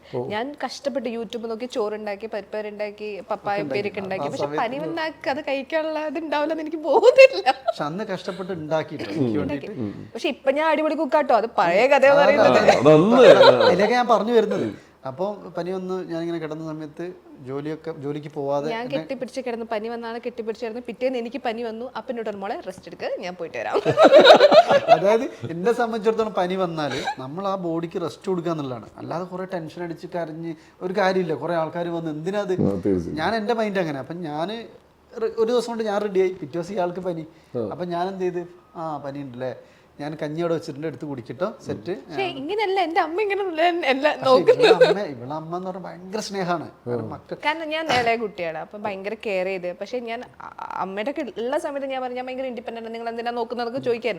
പക്ഷെ അതിന് ശേഷം മനസ്സിലായി അമ്മമാർ നോക്കുന്നത് വേറെ തന്നെയാണ്. എന്നുവെച്ചാൽ ഭയങ്കര കെയറിങ് ആയിരുന്നു. ഒരു തലവേദന വരുമ്പോഴേക്കും തല നോക്കുന്നു, മരുന്ന് തരുന്നു, കഞ്ഞി തരുന്നു, ഭയങ്കര കെയറിങ്. അത് എല്ലാ പെൺകുട്ടികളെയും അങ്ങനെ തന്നെ ആയിരിക്കും വീട്ടുകാർ നോക്കുന്നത്. പക്ഷെ ഇങ്ങനത്തെ ആൾക്കാരാണ് കിട്ടുന്നെങ്കിൽ പെൺകുട്ടികൾ ഒന്നുകൂടി നോക്കിയിട്ട് കുറച്ച് ഇൻഡിപെൻഡന്റ് ആയിട്ട് കിട്ടും. അതായത് അങ്ങനെ എന്താ പറയുക, ഇവർക്ക് അപ്പൊ കെയറിങ് വേണം. പനിയാണെങ്കിൽ ഞാൻ എന്ത് ചെയ്യണം, അയ്യോ പനിയാണോ, അടുത്തിരിക്കണം, കുറെ സ്നേഹിക്കണം, കൊഞ്ചിക്കണം. പിന്നെ ചില സമയത്ത് ഞാൻ തന്നെ എനിക്ക് തലോടൽ വേണം, ഞാൻ കൈയെടുത്ത് ഞാൻ ഡ്രൈവ് ചെയ്തോണ്ട് ഇത് ഇങ്ങനെ ഇങ്ങനെ ഞാൻ തന്നെ കാരണം എനിക്കപ്പോ തലോടൽ വേണം ചെയ്യിക്കും. പക്ഷെ ഭയങ്കര കെയറിങ് സ്നേഹം ഉണ്ട് ട്ടോ ചില നിങ്ങളുടെ കണക്ഷൻ അടിപൊളിയല്ലേ? പിന്നെ അല്ല നമ്മള് ഭയങ്കര ഫ്രണ്ട്സ് ആണ്. അല്ല ബാക്കി ആ കഥ തന്നെ കംപ്ലീറ്റ് ആണ് പ്രശ്നമാണ്. വ്യത്യാസം പനി അങ്ങനെ അപ്പൊ ഞാൻ പറഞ്ഞ മോളെ ശ്രദ്ധിക്കട്ടോ എന്ന് പറഞ്ഞു. ഞാൻ ഓഫീസിൽ പോയിട്ട് ഞാൻ വിളിച്ചിട്ടില്ല തോന്നുന്നല്ലേ, വൈകുന്നേരം ഒന്ന് വിളിച്ചാടാ അങ്ങനെയുണ്ട് കുറവുണ്ട്. കാരണം ആളെ ഒറ്റയ്ക്കല്ലേ കുറെ കാലം ജീവിച്ച, അപ്പൊ പിന്നെ അറിയില്ല ഇൻഡിപെൻഡന്റ് ആയിട്ടല്ലേ ജീവിക്കുന്നത്. അപ്പൊ ഞാനാണെങ്കിൽ ഒറ്റയ്ക്ക് ജീവിച്ചിട്ടേ ഇല്ല. ആ രണ്ടാൾക്കാർ തമ്മിലുള്ളൊരു ഡിഫറൻസ് ഉണ്ടാവും. ഒറ്റയ്ക്ക് ജീവിക്കാന്ന് പറഞ്ഞാൽ ഒരുപാട് കഥകൾ വേറെ ഉണ്ട്. പ്രേതാലയത്തിൽ വരെ താമസിച്ച സമയങ്ങളുണ്ട്. ഈ ഒരു ദിവസം മൊത്തം അടുത്തേലാക്കാം. ഈ ടാസ്കുകളൊക്കെയാണ് എനിക്കിഷ്ടം. ഇല്ല ഈവനിങ് ഞാൻ വിളിച്ചിട്ട് സുഖമാണൊക്കെ ചോദിച്ച് രാത്രി വന്നിട്ട് ആളും മിണ്ടില്ല. ഞാൻ പറഞ്ഞു എന്താണ് പ്രശ്നം, നീ ഓക്കെ അല്ലേ ഒക്കെ പറഞ്ഞു. പക്ഷെ രാത്രി ഒരു 2 മണിയായപ്പോൾ ആളും മിണ്ടുന്നില്ല, ഭയങ്കര ടെൻഷനിൽ. പിന്നെ പറഞ്ഞ് എനിക്കൊരു പനി വന്നിട്ട് നിങ്ങൾ തിരിഞ്ഞു നോക്കിയോ, എൻ്റെ വീട്ടിലാണ് ഇങ്ങനെയാണ് അങ്ങനെയാണ്. പിന്നെ കരച്ചിലായി, അടിയായി, ഭയങ്കര പ്രശ്നമായി. ഇപ്പൊ ഞങ്ങൾ അണ്ടർസ്റ്റാൻഡിങ്ങിലാണ് പോകുന്നത്. ഇപ്പൊ എനിക്ക് എന്തേ വന്നാൽ ഞാൻ ഇപ്പൊ ഡ്രൈവിംഗ് ഒക്കെ പഠിച്ചു. ആ ആക്സിഡന്റിന് ശേഷമാണ് ഡ്രൈവിംഗ് പഠിച്ചത്. അതും ആള് ഇങ്ങനെ ഗ്രാജുവലി എന്നെ കൊണ്ട് ഇത് നീ ചെയ്യുന്ന പറഞ്ഞാൽ ഞാൻ ചെയ്യില്ല. ഗ്രാജുവലി അതിലേക്കായി. ഇപ്പൊ ഒറ്റയ്ക്ക് ഡ്രൈവ് ചെയ്യും. ഇപ്പൊ ഷിജോട്ടൻ ഷോപ്പിലില്ല എങ്കിൽ ഷോപ്പ് നോക്കും. വീട്ടിലാണ് ഒറ്റയ്ക്ക് എത്ര ദിവസം വേണേ നിൽക്കും. ഇപ്പൊ അടിപൊളിയാണ്. ഇപ്പൊ പറഞ്ഞു കൊടുക്കുക തീർച്ചയായിട്ടും. ഞാൻ എനിക്ക് ഏറ്റവും വലിയ സന്തോഷം അതാ. ഞാൻ ആഗ്രഹിച്ചതിനേക്കാൾ അപ്പുറം ആള് പിന്നെ അതിങ്ങനെ ഉപദേശിക്കായിരുന്നു. അപ്പൊ നീ ഇങ്ങനെ ആക്കുക ഇങ്ങനെ. അപ്പൊ ഞാൻ പറഞ്ഞു വേണ്ട, എന്തിനാ രാവിലെ തന്നെ അതുപോലെ എന്നെ ഉപദേശിക്കട്ടോ. ഇപ്പൊ തിരിച്ചാണ് ചില എനിക്ക് കുറച്ച് തെറ്റുകളൊക്കെ വരുമ്പോൾ എന്നോട് പറയും ഇങ്ങനെ ചെയ്യണം. പക്ഷെ ആള് പറയുന്നൊക്കെ ശരിയായിരിക്കും. ആദ്യമൊക്കെ നമ്മളത് റിജക്ട് ചെയ്യെങ്കിലും പിന്നെ അത് ഞാൻ മാറ്റം വരുത്തിക്കൊണ്ടുവന്നു. നമ്മള് തമ്മില് ഹസ്ബൻഡ് ആൻഡ് വൈഫ് എന്ന് പറഞ്ഞാൽ ആ ഒരു പെർട്ടിക്കുലർ സാധനം ഇല്ല. ഞങ്ങൾ തമ്മിൽ സ്നേഹം എന്ന് വിചാരിക്കുന്നത് എന്നെ കൊണ്ട് ഷിജോട്ടിന് അടിപൊളിയാവണം, ഷിജോട്ടിനെ കൊണ്ട് ഞാനും അടിപൊളിയാവണം. അത് രണ്ടുപേരും ആസ് എ കപ്പിൾസ് എന്ന നിലയിലും ആസ് എ ഇൻഡിവിജ്വൽസ് എന്ന നിലയിലും. ഞാനിപ്പോ സത്യം പറഞ്ഞാല് ഇപ്പൊ ഞാനിപ്പോ വീഡിയോ ഒക്കെ കാണുന്നുണ്ട്. പക്ഷെ ഞാൻ ആദ്യമൊന്നും വീഡിയോ ചെയ്യാൻ ഒട്ടും കോൺഫിഡൻസ് ഇല്ലാത്ത ഒരാളാണ്. ഇപ്പൊ ഈ ഒരു സ്റ്റേജിൽ വന്ന് ഞാൻ ഇങ്ങനെ സംസാരിക്കുന്നുണ്ട്. ഞാൻ ഇങ്ങനെ സംസാരിക്കാൻ പോലും ഒട്ടും കോൺഫിഡൻസ് ഇല്ലാത്ത. അതിന്റെ ഒക്കെ പുറകിൽ ഷിജോട്ടിനാണ്. അത് കുറച്ച് ടൈം എടുത്തിട്ട് വന്ന സംഭവങ്ങളാണ്. അങ്ങോട്ടും മനസ്സിലാക്കി നിങ്ങൾക്ക് എല്ലാം ചെയ്യാൻ പറ്റുന്നുണ്ട്. ഒരൊറ്റ വാക്കിലാണ് നമ്മുടെ ചരിത്രം മാറ്റി മറിച്ചത്. ഇതിൽ അങ്ങോട്ടും ഇങ്ങോട്ടൊക്കെ ഒരു ബോണ്ടിങ് ഉണ്ട്. ഇതിന് കഥകൾ പറയണെങ്കിൽ നിങ്ങളെ ഇവിടെ ഇതൊരു സിനിമയാക്കാനുള്ള കഥയുണ്ട്. ശരിക്കും പറഞ്ഞാൽ ഒരുപാട് കഥകളുണ്ട്. അപ്പൊ എന്തായാലും ഇപ്പൊ നമ്മൾ എത്തിയിരിക്കുന്നത് വളരെ നല്ല രീതിയിൽ എന്താ പറയുക. ഇനിയുണ്ട്, ഇനി ഒരുപാട് യാത്ര ചെയ്യാനുണ്ട്. പക്ഷെ നിങ്ങൾ ബാക്കോട്ട് നോക്കുമ്പോൾ വളരെ വിജയകരമായിട്ട് പോയിക്കൊണ്ടിരിക്കുന്നത്. ഒരു ബിസിനസ് നടത്തുക മാത്രമല്ല, ആൾക്കാരുടെ ഇഷ്ടവും കൂടി നമ്മൾ ആകർഷിക്കുക പറഞ്ഞ ചെറിയൊരു കാര്യമില്ല. അപ്പം അത്രയധികം ആൾക്കാരിലേക്ക് നിങ്ങൾ ഇറങ്ങി ചെല്ലുന്നുണ്ട്. മൗത്ത് പബ്ലിസിറ്റിയാണ് നിങ്ങൾക്ക് ഏറ്റവും കൂടുതൽ കിട്ടിയത്. അപ്പം അത്ര ആൾക്കാർ നിങ്ങളെ ഏറ്റെടുത്തിട്ടുണ്ട്. അത് സ്ഥാപനത്തിന് നിങ്ങളെ, അതുകൊണ്ട് തന്നെ കേരളക്കര മൊത്തം അല്ല ലോകത്തുള്ള മലയാളികളെല്ലാം നിങ്ങളെക്കുറിച്ച് ചർച്ച ചെയ്യട്ടെ. നിങ്ങളുടെ സ്ഥാപനങ്ങളെല്ലാം അതേപോലെ എല്ലാവരിലേക്ക് എത്തട്ടെ. എല്ലാവിധ ആശംസകളും നിങ്ങൾ നേരെയാണ്. ഒരുപാട് കാര്യങ്ങളിലേക്ക് എത്തും. നിങ്ങൾ വിജയിച്ചൊരു മനുഷ്യനാണ്. നിങ്ങളെപ്പോലെ ആവണം എല്ലാവരും. എനിക്ക് ഈ ഇന്റർവ്യൂ കൂടി എനിക്കൊരു വല്ലാത്തൊരു പോസിറ്റീവ് എനർജി കിട്ടി. ഇത് കാണുന്നവർക്കും അത് കിട്ടും. എന്തായാലും എല്ലാം കൂടെ ഇനി ഒരാളും കൂടി ഉണ്ട് കട്ടയ്ക്ക്. എല്ലാം കറക്റ്റ് ചേരേണ്ട ഒരു ചേരും എന്ന് പറയുന്നത് ഇതാണ്. എല്ലാവിധ ആശംസകളും തരുന്നു. Thank you sir.